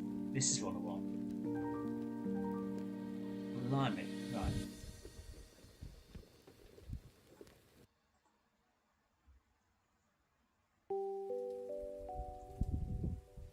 I'm not giving a bit, okay. Because I ruined my camera. You shouldn't let me do that with my camera.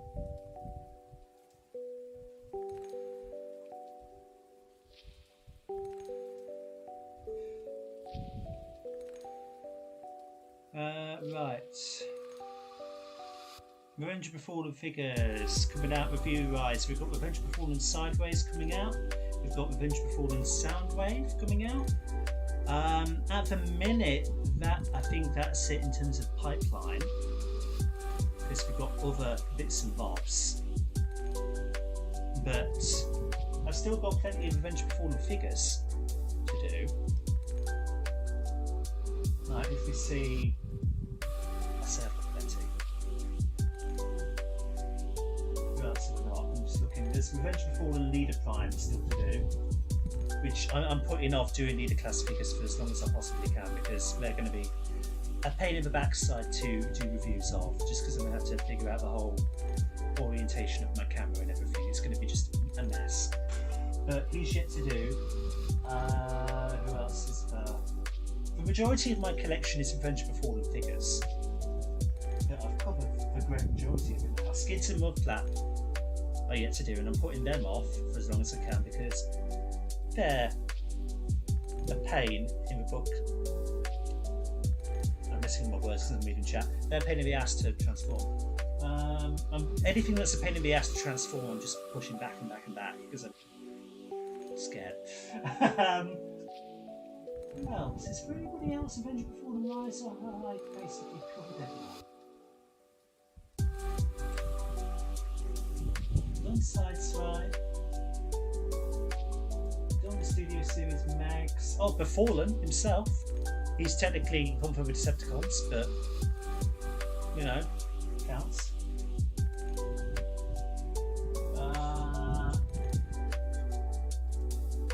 That might actually be. I might have covered then all of the Revenge of the Fallen figures I have after that. Shockingly, there will be a day where I actually do run out of figures to review, and then what will we do on the channel? Probably retrace old ground and redo once because I'll have run out of content.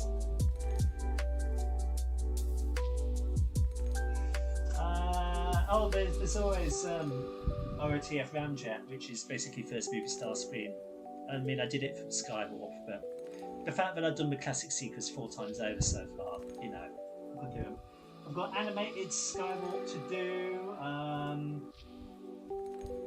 Lots of leader class Megatrons to do. Transformers Cybertron, Transformers Energon, Armada. Decepticons Fallen is like Studio Series Fallen. You have Studio Series Fallen, but you want this one. This one's good. I wouldn't say it's amazing, but it's certainly better than the standard Avenger performance because this guy has the removable face. But the detractor that that mold has are the spring feet. I'm not a fan of the spring feet, to be honest, because we just make posability a nightmare, and certainly putting him on that shelf sucks. Really sucks. But the colours, while not accurate to the film, they're nice, and the moulding of his head is a lot more accurate to the film. So he's good, but I wouldn't say he's amazing just because of the amount of posability he has. His transformation is basic, but that's to be expected because it's before them, isn't it? You know, he didn't have an alternate mode in the film, so there's not a lot else you can do. He's fine. He's fine. I wouldn't say he's amazing, but he's fine.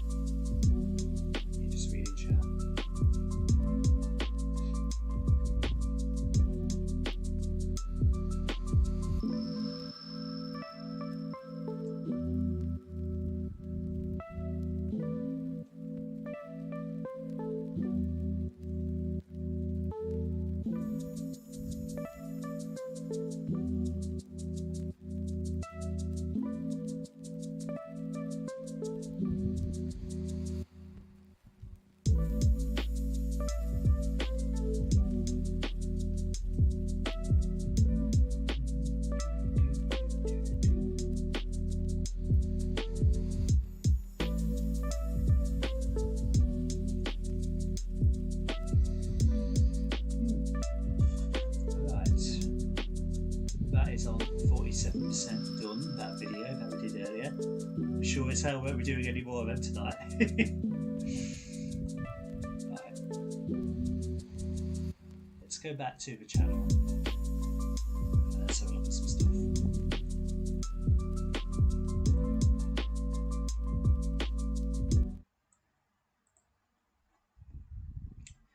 What shall we watch? Because that was the other thing that we were going to do, just watch some stuff.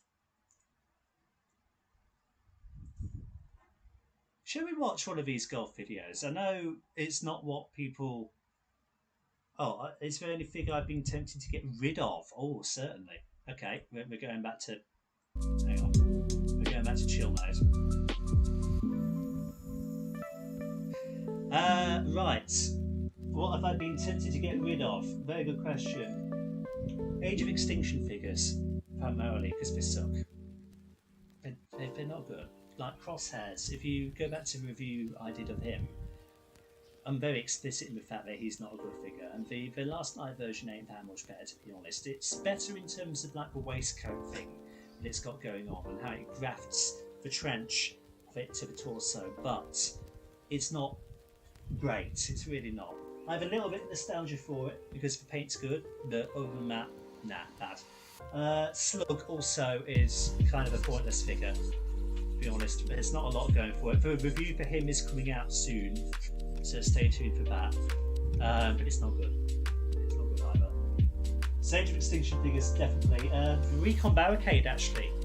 I had a massive falling out with that many years ago because of the whole spring lock arm that it's got going on, and the transformation. I could never get the rear end of it to actually collapse together when transforming it back into vehicle mode very well, so it frustrated me. To the extent that Revenge of the Fallen Ironhide notoriously frustrated me. But I never wanted to get rid of that, actually. Because I always had this thing about I don't want ever to get duplicates of figures, which I've broken that cardinal rule since. But Ironhide, despite pissing me off so much, I never actually valued to get rid of it. You know, I like him for what he is. I still wouldn't recommend you get him because of all the crap on his back and all of that. I mean, check out the Notorious review on the channel, which we could watch. Should we watch it? Let's watch it. Shush lo-fi. I'm going into Ironhide. Airy figures are cool. I remember when I got 2014 Midnight Madness. I don't know what that is. Home for Decepticons B, Anita Class Prime. What was the 2014 Midnight Madness? I don't know what that is. Right, where we're going. Actually, let's just go playlists. Make it simpler.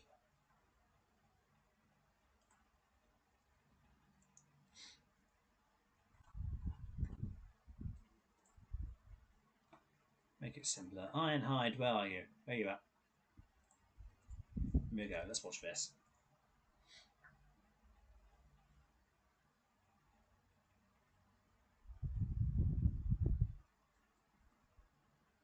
Oh yeah, I put the PG thing on because at the time, I do believe copper was a big thing. Y'all remember copper? Do you remember when we were scaremongered about that and how big of a deal that was about or affecting the livelihoods of YouTube reviewers? What even was it in the end? Who cares? You thought I was done making Oh yeah, my microphone didn't work on this at all. It I don't know what happened, but it's just non-existent. action figure reviews just because I uploaded 2 fandom tribute videos that had far better traffic than this sort of video? Funny that. Nope! In today's video we're taking a look at the Revenge of the Fallen repaint of the Voyager class Ironhide. A figure that I Oh yeah, face reveal! Whoa! have You can see what I mean about like that first frame thing going on here. paint of the Voyager class Ironhide. A figure that I Look, a frozen frame. I think that's just shotcut. I blame shotcut for everything. have a troubled history with. Picture the scene. It's 2009 and a kid who is blinded by his love for the Michael Bay films walks into a nearby Tesco. Back when they had good merch. Yeah, you suck, Tesco. You don't sponsor me, please. He gets yeah, Tesco are going to sponsor me, aren't they? No. Voyager Demolisher, Scout, Ransack, and then he sees it. Ironhide. Finally, his first movie Autobot collection is 4/5 of the way complete. Oh, how he was disappointed. I swear, this figure pissed me off so Here we much go. in 09 that I literally threw him across my bedroom in a fit of rage. It was an overreaction because this guy is fine. His alt mode is a GMC top kick, which is painted grey rather than the movie accurate black because Hasbro needs that sweet money. Blue translucent windows that barely allow any view into the truck whatsoever. You've got nicely detailed Nest logos on either side on the front doors, which don't open at all. In fact, they snap off. Branding on the front, some utterly I was very much going for a Jobby the Hong sort of thing with this. Just top tip to anybody who wants to do reviews, just do your own thing. Find out what works for you and just do your own thing. disgusting kibble on the underside. Hence why I don't script anything anymore when it comes to this, because effort. And a huge cannon of death. Yes, Hasbro in their ever-consistent wisdom thought it was a good idea to replace Ironhide's previously combining cannons with this monstrosity, with one cannon completely dwarfing the other.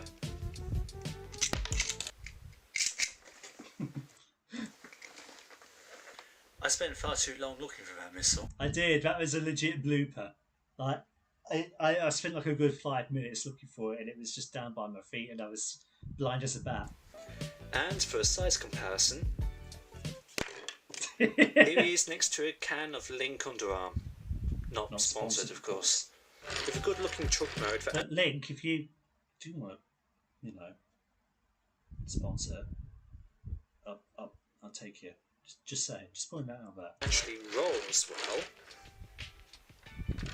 This figure's off to a good start. Front bumper. Okay, right. This was for me. I might actually have to just skip through this transformation.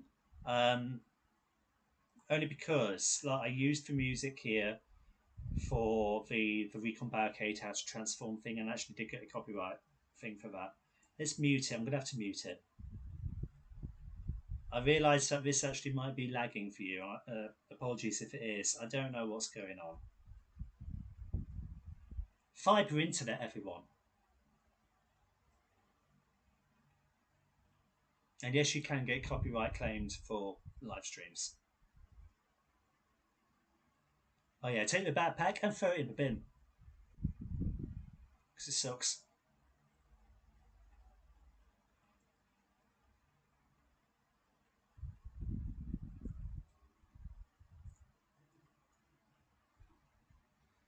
You don't need me to speak over the transformation. You've got eyes, you can see what to do.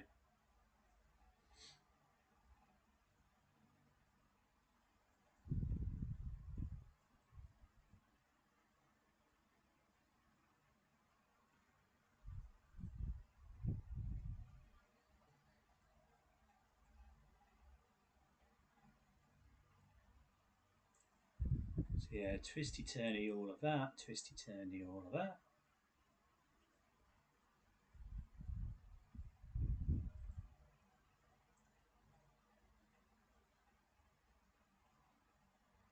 Nice automorph gimmick on the legs, do appreciate that.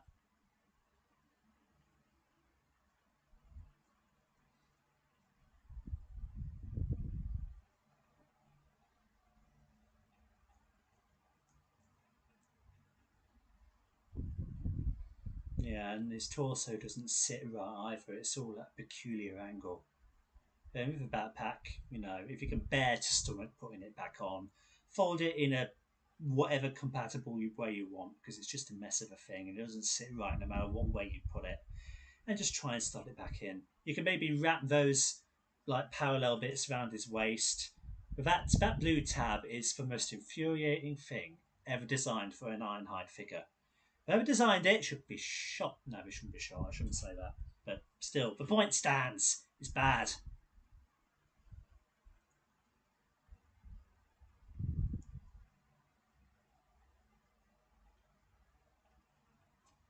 Oh yeah, but he doesn't stand on, does he? What if I lower the quality of this? Will that help the frame rate?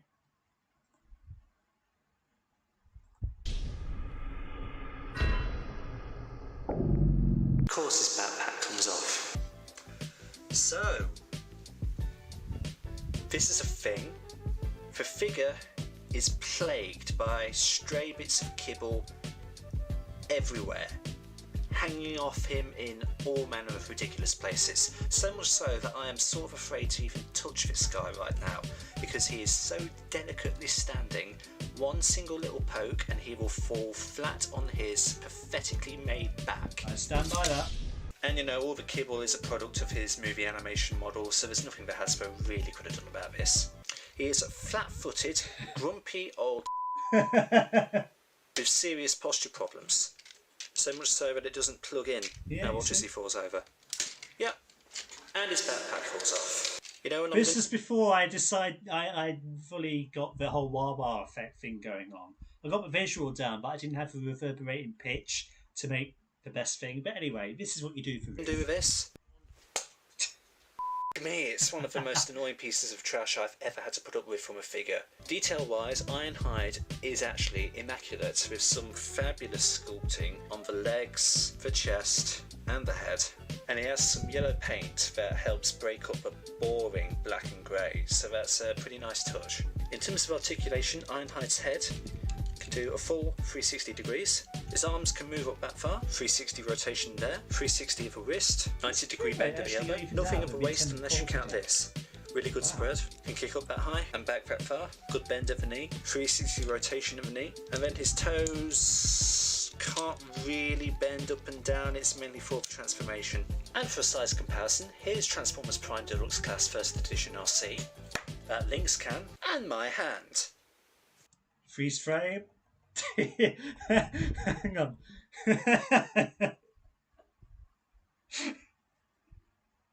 Perfectly cut moment. Overall, Ironhide's not bad, but the mould is far from perfect, with crappy kibble and a backpack that can go straight to hell. He's top heavy, has stupid feet, but brings up the detail and sculpting that you could reasonably want. Still, there are better options on the market, so get them instead. I still stand by If this. you like this video, then by... And shut up me, don't bother plugging stuff because nobody watches anything that I do that's other than this.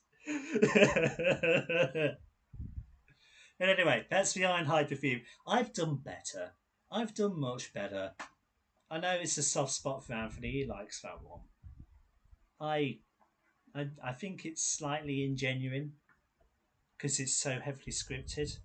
And like I essentially did it twice. I did the standard review shot, then I did the camera stuff. And I don't like it because the mic situation. It's such a shame about that. I was just looking at the live stream and got to the middle finger part.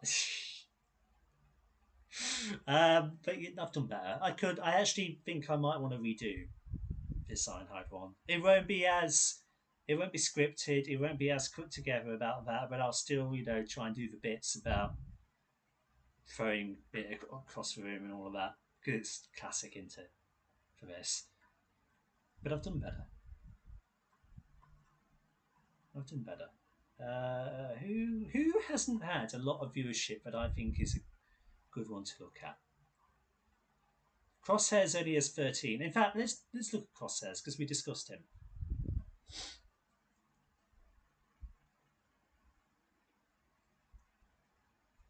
Bonjour people, and welcome back to another Transformers review. Okay, little story about the Bonjour people. You'll notice I don't do it anymore. It's because folks at work who watch my channel, because that's a thing.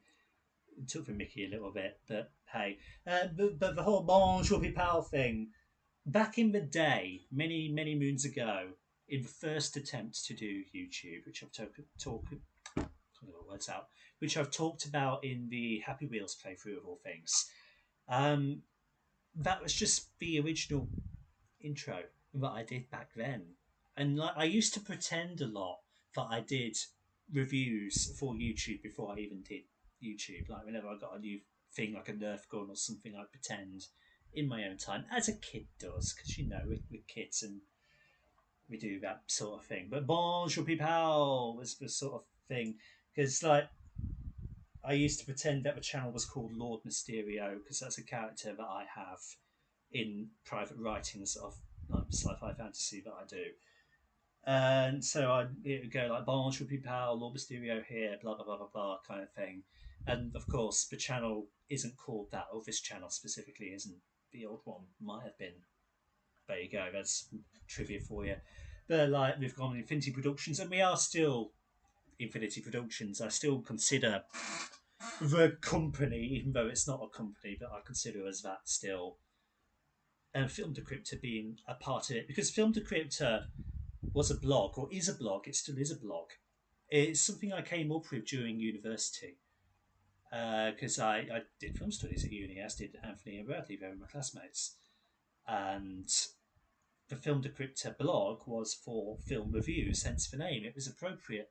But I put it into the YouTube channel, never intending to do film reviews, because it was the original name that I made up, and thus it was way more marketable. Anyway, we're watching Crosshairs. Shut up, me. Let's watch. This time we are looking at Age of Extinction Deluxe Class Crosshairs. Now Crosshairs here turns into a licensed 2014 Chevrolet C7 Corvette Stingray. Ain't that a mouthful? Mm-hmm. Yeah, I didn't look that up directly beforehand at all. And he's nice to look at, but if you remember in a previous review I talked about the... Is the mic working on this review? Because I seem to remember the microphone, just like the Ironhide one, wasn't working on this. It sounds okay. Age of Extinction toy line, and I completely roasted it because it's not good. Only Evasion Mode Optimus and the Black Bumblebee from that toy line, I think, are the only good ones. Crosshairs here is not an example of a good one, unfortunately. He's got many things, many obvious things when we get to robot mode, which I am not a fan of. But vehicle mode looks nice at least. We've got this lovely green paint going all throughout the top of the car here, and it starts to blend into a really actually stunningly nice black pattern along the side here. The black continues along the top and the top here. The spoiler's all in black. The blending of a nice pattern work continues on the back there. You have an Autobot symbol on the sides, and the hubcaps of the wheels are nicely painted silver. Clear plastic windows, you can have a look inside. There's no seat detailing, what you see there at the top of his legs, but actually in reality all of this is clear plastic. This has just been painted to look like it's not, and if you know Transformers and you know clear plastic, that's a big no-no. Big no-no. They don't go well together. It's very brittle, prone to breaking.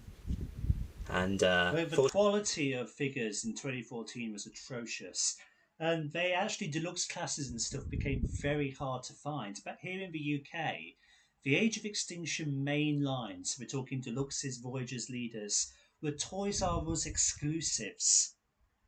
Can you believe that? The entire line was Toys R Us exclusive. Toys R Us that doesn't even exist anymore. Well, not here anyway. But what atrocious!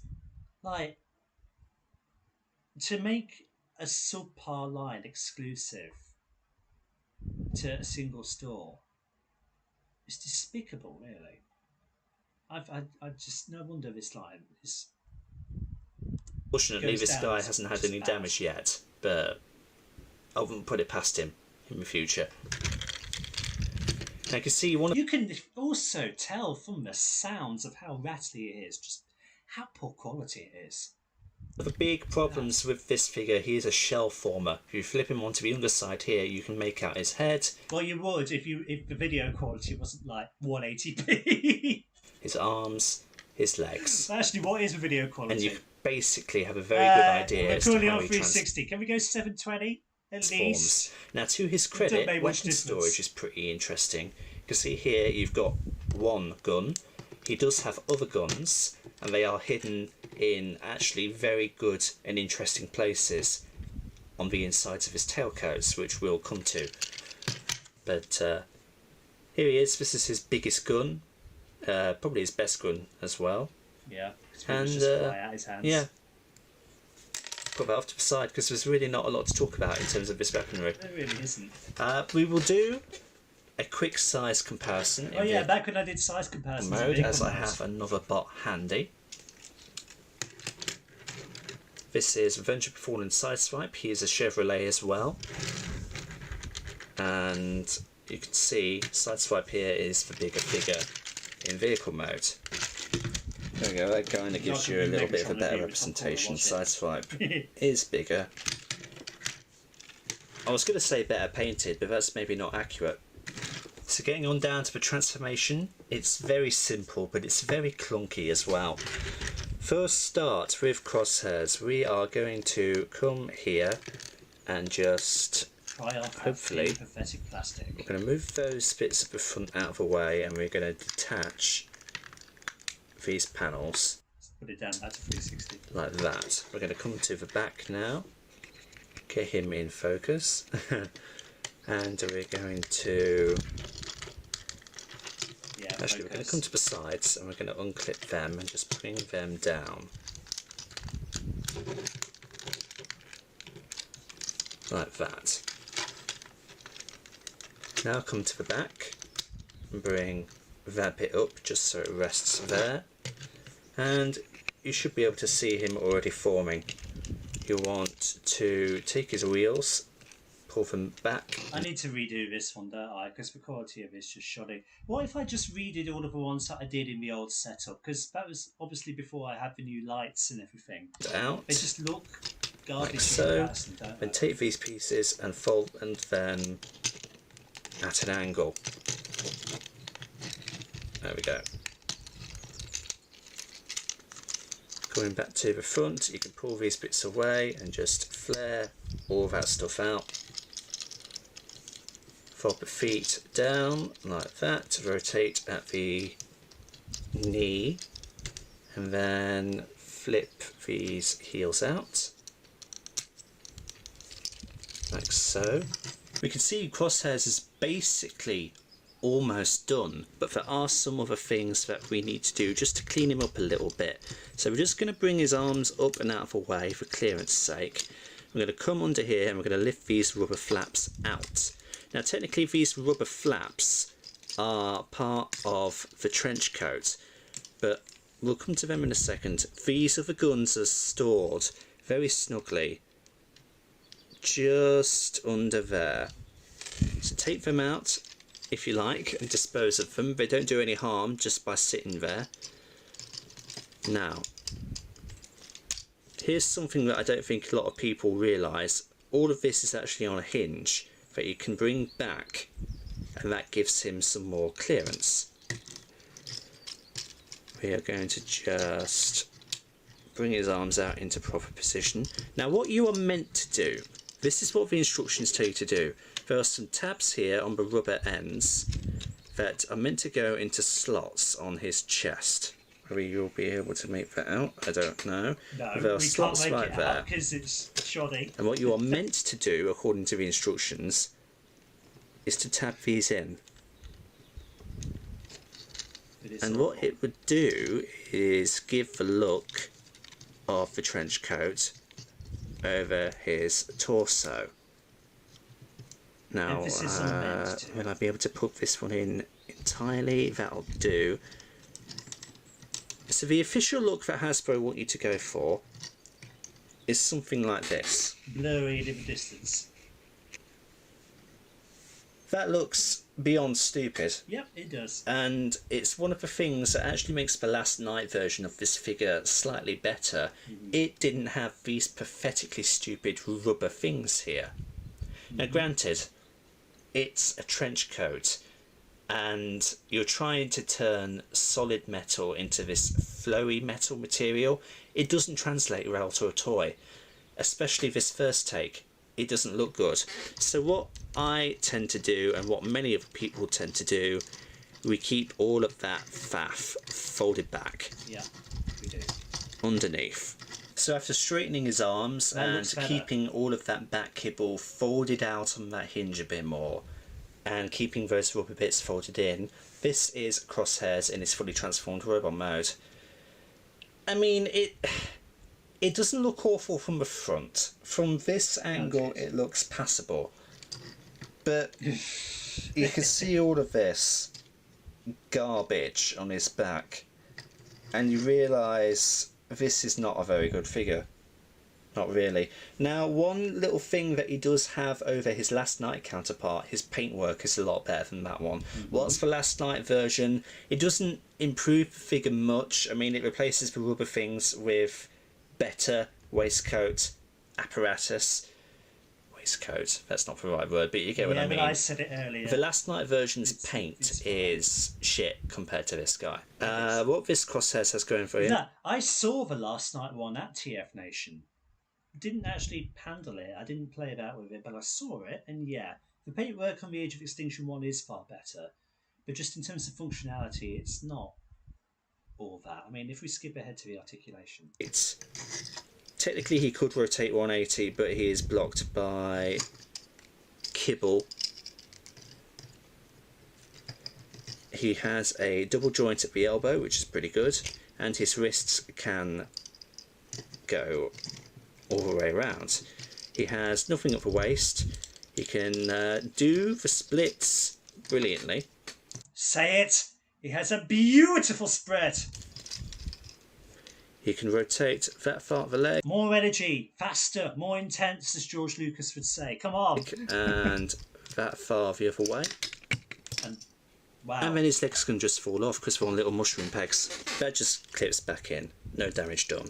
He can bend at the knee that far, and then his feet can go up and down for transformation, and there's a little bit of heel articulation if you do want to do that with him. Every time you do anything with him, you've got to just reposition all of this crap around him. These are on hinges, so they can go back and forth like that. So try and just display him as you please. Try to just get him as neat as you possibly can.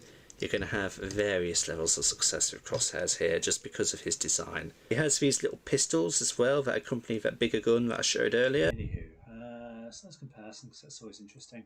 As some of his predecessors, and oh, there's the microphone. indeed some of his successors. The plastic is cheap. In terms of size comparisons, here he is next to Sideswipe in robot mode. As you can see, deluxe classes of an earlier age kind of dwarf the 2014 deluxe classes. I mean, in terms of their head level, they are practically the same, but Sideswipe has back kibble that makes him technically taller. What we have here is technically a deluxe class. This is Lockdown from Revenge of the Fallen. Appropriate considering Lockdown was the villain of Age of Extinction. This is by far the better representation of that character. And yeah, he is technically deluxe class, but he utterly dwarfs Crosshairs here. In fact, in his normal mode, he is actually the size of a Voyager. And then I never shut up about that, do I? for another comparison of a 16... like a year and a half, 2 years before I ended up doing a review of Lockdown, I would shut up about it. figure. This is Black Series Bo-Katan from Star Wars.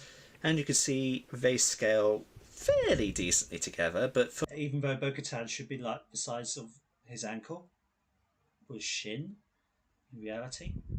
Don't say they scale together very well. Me, it doesn't make any sense. For a 6-inch figure, I'm just taking a piss out of myself here. Crosshairs is slightly small. There we are then. That is Age of Extinction Deluxe. Did I have my outro at this point? Oh, I must have done, because look, the end screen. Him if you want, but I would personally skip him. So thank you everybody so much for stopping by and checking out this video. Like and subscribe if you haven't already, and share it around to help out the channel. And until the next time, see you all later. I've got a challenge for anyone who wants to take it.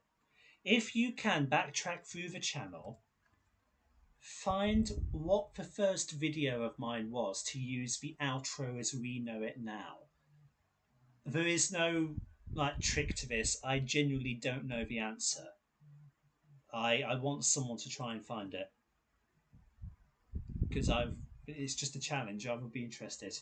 Right, in an effort to boost my computer, because it's lagging and it's affecting the live stream, let's finish up and do these thumbnails, because we can at least bump them out of the way with.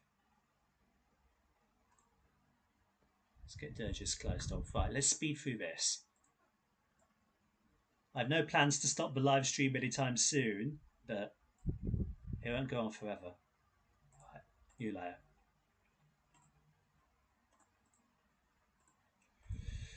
TLK, Optimus Prime.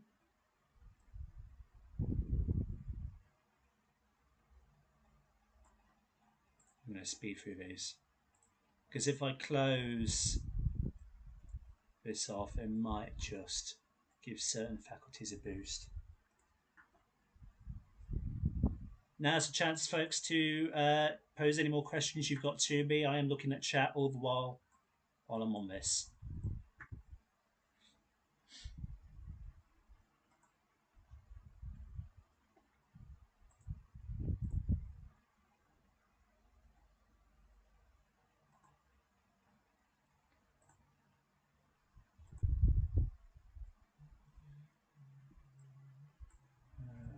Very big.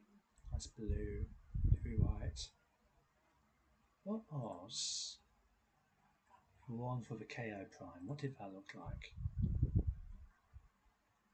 It was like a light blue. Okay.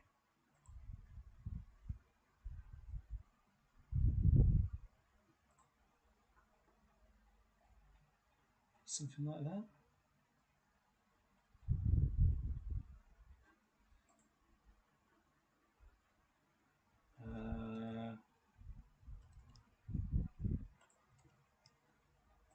Just as I save these, I'm going to switch back to main camera.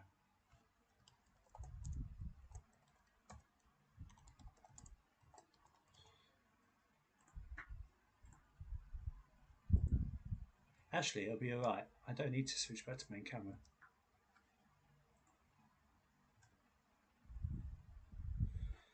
Okay, that's fine.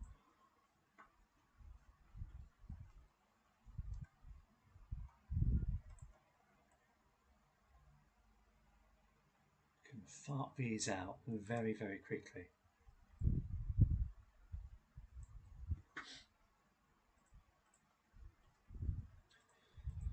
Now he is called Hero Inspector. His real name isn't Hound. What is my strategy really for knockoffs with the naming convention? I forget.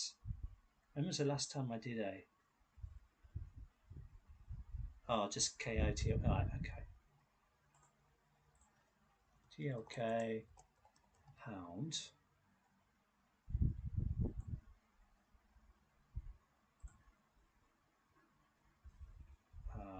Then if we go KO, that's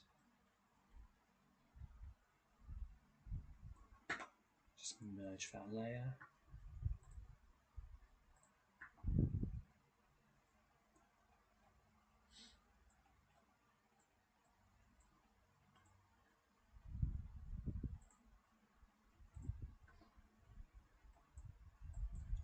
Doodly do, doodly do.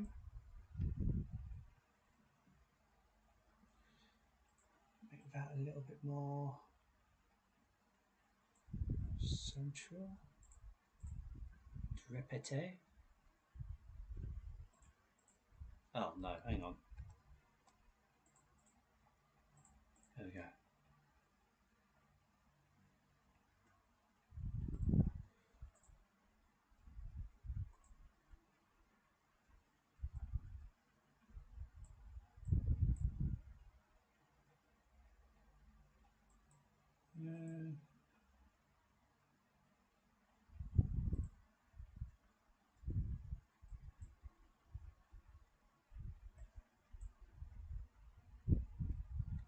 Darker green there.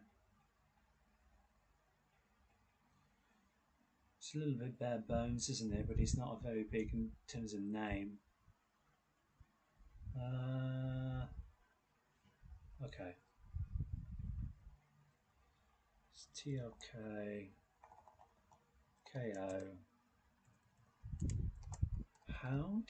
I don't think we're ever going to review the proper Hound because this guy is a very good, substitute for that. Okay, that's him. And then Pablo himself, Wheeljack.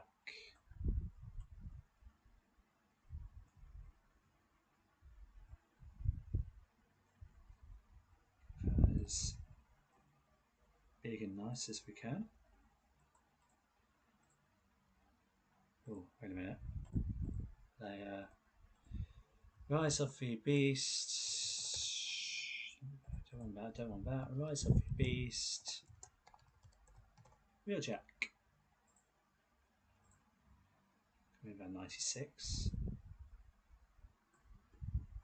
That feels a ton bit small. What if we go 108?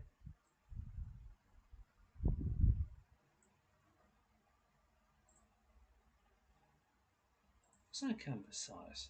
Oh, God. No wonder. 1280. Wait.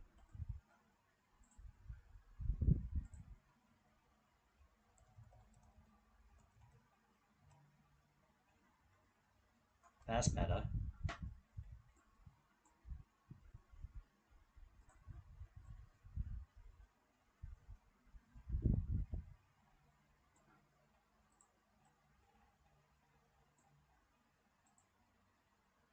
You don't like Pablo? Why not? Is it just for design?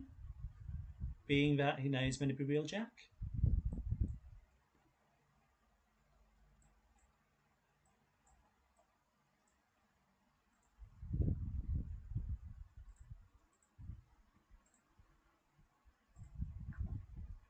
I think it's an alright design.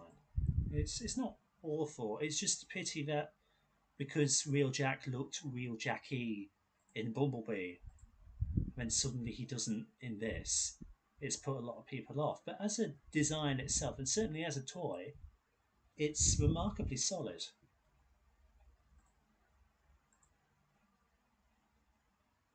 Uh, I mean, it is what it is. Not everybody's going to like it. Oh, what's the best background colour for him? Because the orange and the yellow just kind of blends in. Well, what if we just go white? That's better than nothing. So to be honest, I loved Albert Einstein, Wheeljack. Yeah, I mean, again, a lot of people have the same problem with Q with Dark of the Moon because it's like he's meant to be Wheeljack. He looks nothing like Wheeljack. It's to each his own, really. He's not going to be everyone's taste. That's good enough. Rise of Beasts, Wheeljack. Okay, there we go. Now, will that free up some RAM?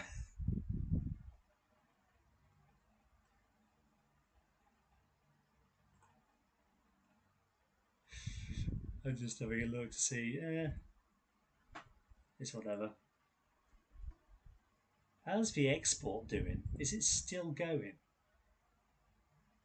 82% with 22 minutes. I think as soon as Shotcut finishes what it's doing, then the quality of the stream might pick up. That's not to say it's tanking, it's still doing pretty well, but I am conscious of any lag.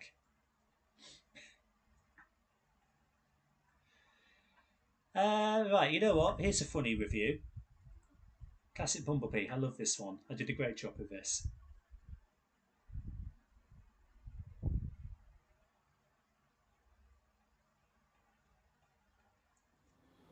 This is Bumblebee.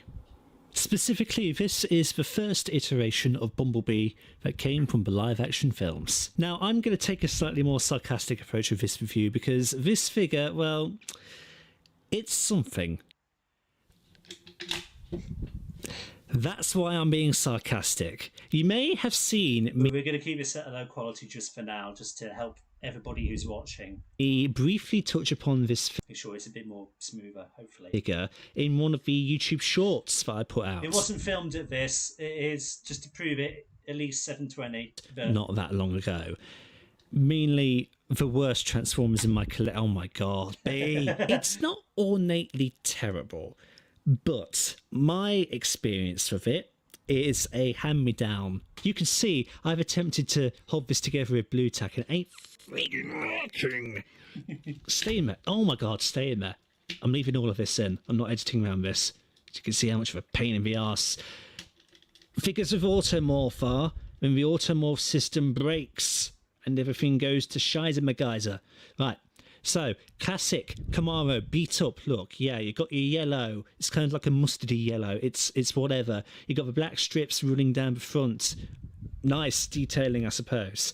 On the front, you've got silver kind of rim grill sort of thing going on here. Silver lights. Cool. You've got a scuff mark of battle damage along the top. Oh my god.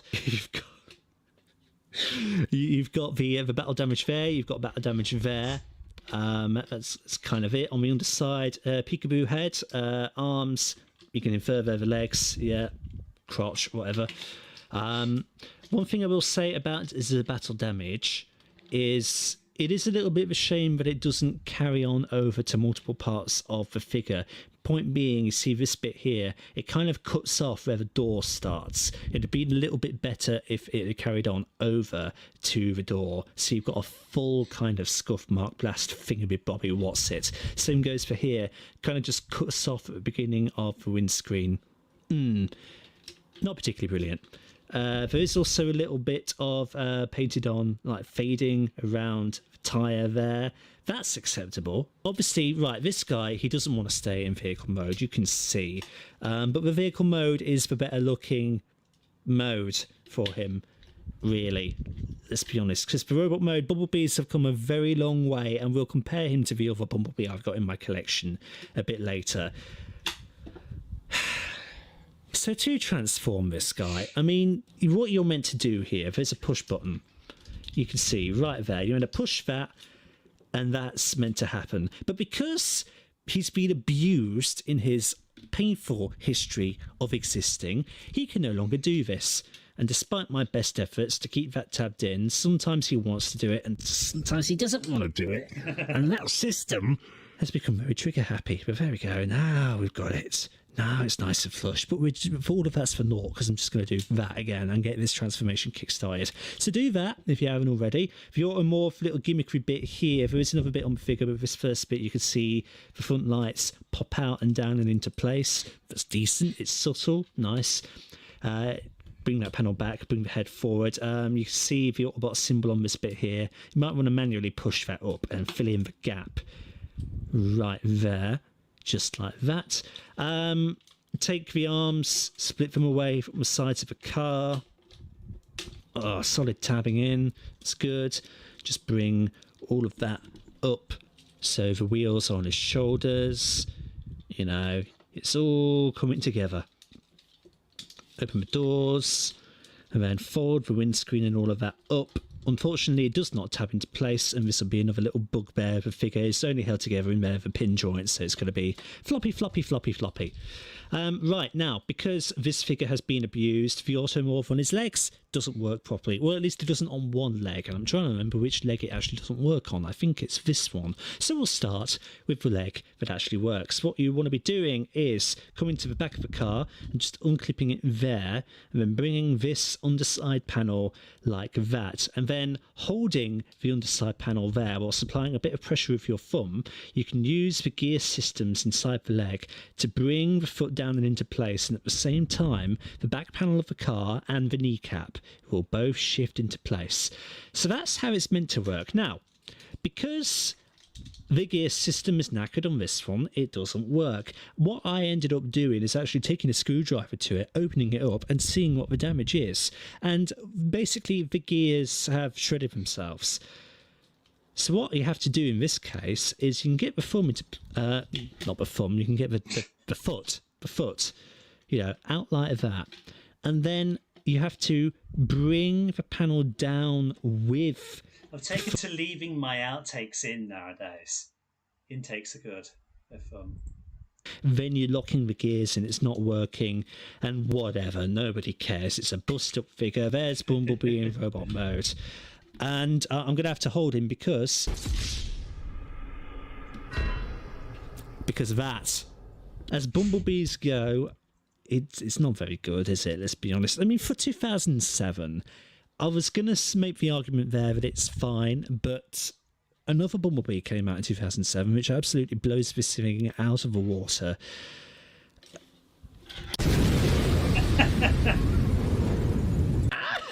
Looking at the head sculpt, it's shocking, really, isn't it? It's really, really bad. Devoid of a lot of detail. All of the memorable Bumblebee features are smushed. Big bug eyes. No, the first movie head sculpt was shocking. But nice Autobot symbol on the chest there. I'm going to skip ahead slightly to more meaty moments. The whole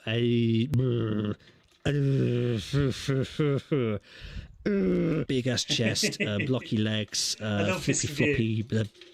Robot mode. Articulation. Let's see if we can cover this without it self-destructing on me. The head. Oh yeah.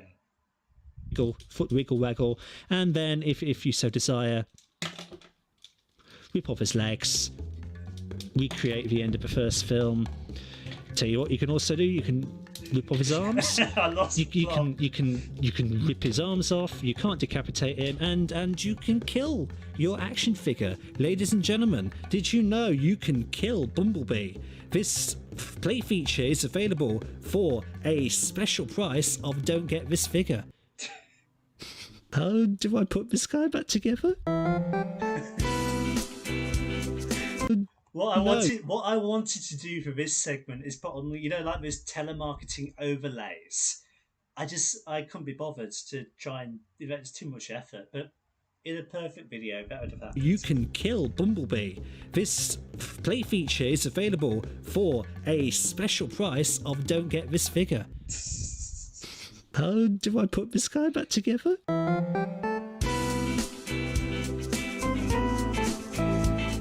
Please stand, B. Please.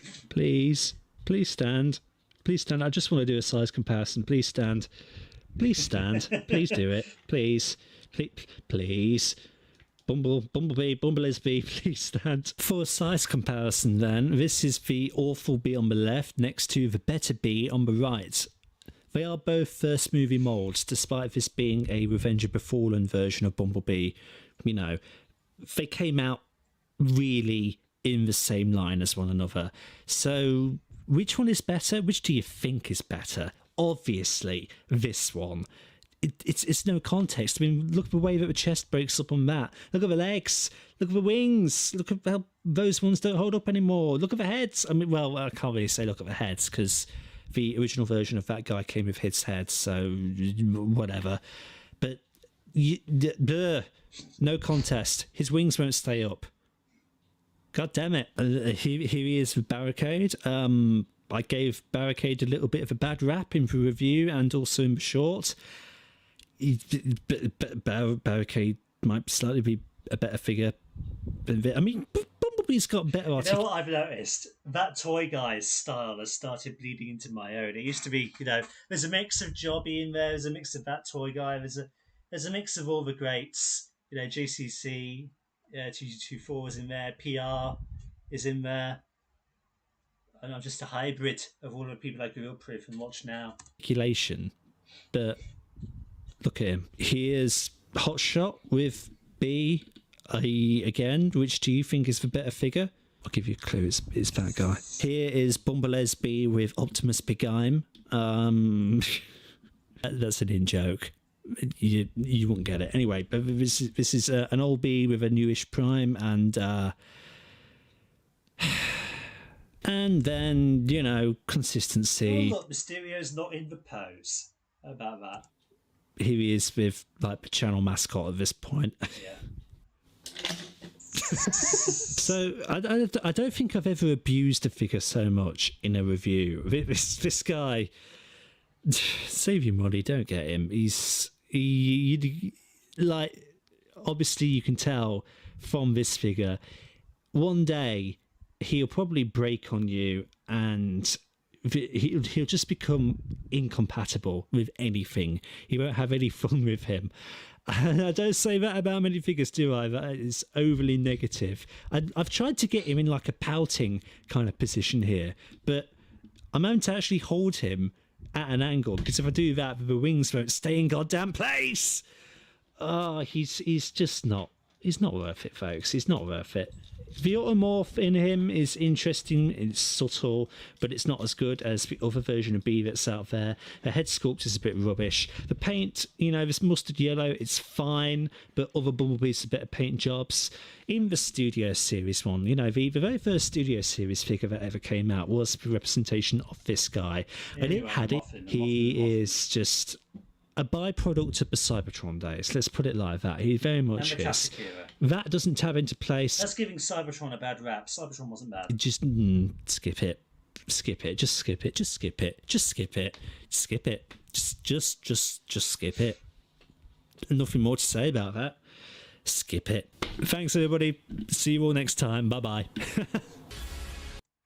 I love that review. It's maybe my favourite one that I've ever done. Quite possibly. What time are we on? 10:15. Blimey, we've almost been going 3 hours. Can you believe it? Well, I suppose we'd soon auto wrap things up. Oh gosh, it's on 99%. Everybody, let's watch it go over the threshold. Ready? It's on 99%. It's taken all stream for this one single video to render. It's because we're doing a lot of other things on here. It's taken a while, mainly because of this live stream, but it doesn't always take this long. It's taken almost 3 hours, or at least 2.5. So 99%. Hey, it's taken 1 hour 56 minutes. Woohoo! I'm closing this off. I don't save for project files. I don't save them. Will that stop my computer from running like horse manure? Will that let my webcam catch up? It's letting my webcam catch up. We're winning, guys. We're winning. Everything's looking up like Crisco. I don't know what I'm saying anymore. I'm talking absolute bollocks. Yay! Oh, but anyway, what was I saying? We'll soon wrap up because we've almost been going for 3 hours, much longer than I intended to. But this has been a good stream. I'm satisfied with how well this has gone across. I'm going bald. Um, but yeah, I want to do this a lot more regularly. I do. Now that I've got the capability to do it, I know there might have been some technical hiccups here and there, especially with my camera, but that was my fault. I disconnected it. Um, and I don't know if there's been some lag. Some of you have said there might have been a little bit, but I want to do this a little bit more regularly. I want to make this over a stream, this Vitascope. I've just got to work out positioning the webcam for that. I'm not disconnecting it. But that's certainly an aspiration to do this on a stream, or several, depending on how long it takes. If I ever get like Lego builds, like I've got a Lego TARDIS up there, which I think has been deconstructed since the move to this place. But like, if I ever get like big Lego things to make, I'd like to do them on streams as well. And I'd like to do more streams just like this. Maybe gaming. We've not looked at any of the other channel variety tonight, but other streams I will. Because remember, this channel is not just Transformers reviews. It is lots of stuff. And I'm having a visitor at the end of the stream. We are still live. Hello. Hello. Cameo. Cameo appearance. Ain't that cute? But remember, this is not just specifically a Transformers review channel. This is a variety channel. I am still at work on the Sabine Wren tribute. We'll get to it at some point. I'm still hoping a Christmas Day release because Christmas is now like the release for the tribute videos. So that will come. I'm not going to give up on it. I'm going to keep. I'll resume working on it probably after the Ahsoka show wraps up. Where am I with my thoughts? Gaming wise, I still want to complete the Tomb Raider trilogy. I've been given The Last of Us. I've got 2 copies of it. That's a story in itself, which we'll tell at another time. But I want to cover The Last of Us. I think the general consensus was you all would prefer me to still do them in the traditional Let's Play and not on stream. But I still do want to experiment with games on stream. So, this is the way. And what else do I do on this channel? What else? Oh, the podcast, yeah. I know not many of you watch that sort. It's not a podcast, is it? Let's be honest. I know you don't really watch that sort of thing. Hence why the videos have been less and less for that. I like playing games with my mates. If something spontaneous happens on the stream that we do private, I mean, our podcast things are private things. But if something that I think would be good content is, made in that, then I'm going to make it into a video despite viewership, whatever. If I think it's fun and if I think it's good, then it's going to make the cut. But there is going to be less and less of that probably. As for reviews, remember we're not limited just to Transformers. We do other things as well. Star Wars Black Series is the next big thing. I've got several Black Series figures incoming actually, and then we're not just limited to that. We've got Marvel stuff as well. I've got a fair few amount of Marvel figures that I could review, but I need to get around to reviewing because I don't have really any place for them in my collection anymore, and I probably should ship them on to better homes. But I have them. I've got like tons of Iron Men that I could do. I've got some Spider-Man inspired stuff that I could do. In terms of Action Man, we did look at that also like a year ago. I still had Action Man figures that I could review. I've got No Face, Gangrene. We've done Tempest and Antifreeze. But yeah, there's hopefully we're not going to run out of figures to review just yet. I can't obviously infinitely do that because I am limited to what shelf space I've got, and buying figures is costly. So one day we might run into a little bit of a trouble regarding that, and I'll just have to try and come up with a way to keep rejuvenating that. If it means retreading our steps over old figures that we've looked at before, so be it. If you're interested in the How to Transform series coming back permanently, I know one person at least has expressed interest in that. But if you want to see just walkthroughs of just transforming them, a lot like how MGO has the Just Transform It series, we can bring that back. But yeah, that's the channel, isn't it? We are a variety channel. We'll keep being a variety channel as long as we can. I know the algorithm doesn't support it, but whatever. At the end of the day, the key to YouTube, I found, is do what you want. Do what makes you happy. And yeah, you can get caught up in trying to get the numbers and trying to do the algorithm and the viewership, trying to get everybody in, the watch time and all of that, so you can monetize it. And yes, I would like to eventually monetize the channel, but I recognise that I am light years away from that, and it probably shouldn't be my focus. It should be about making the content that I want to make, which I do, in all shapes and sizes. And why have I got very philosophical about this suddenly? I don't know, but here I am. I'm just ranting. Yeah. Anyway, I think that will about do it for tonight. This has been a successful stream, all things considered. We've had a good time, and I hope that many people eventually start flocking into these because it's a chance to do Q&As and reading your comments and sort of stuff. I would like to do reading your comments style videos. We just don't get enough comments. So, live streams are a good way for interactivity between me and you guys because I do want there to be this interactiveness. I want this to be a really good community. I have great visions for what this channel could be. I just need all of your help with making it the best possible version of what it could be. So please like and subscribe if you haven't already, as I say at every video. Share this video and as many videos as you possibly can around with your social circles to help out the channel because every little bit helps. It's down to you. I can only do so much. I need you guys' help. Let's make this successful. Let's get this done. Let's do this. Let's make something of this so we can continue making the best possible stuff that we can.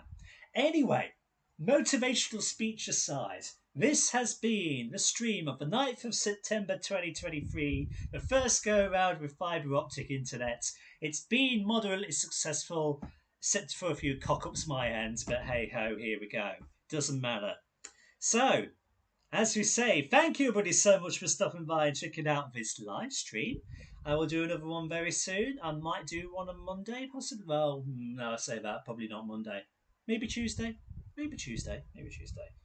And anyway, like and subscribe if you haven't already and share this video and help out the channel. And until the next time, whenever that may be, there'll be a video coming tomorrow, of course, the usual review.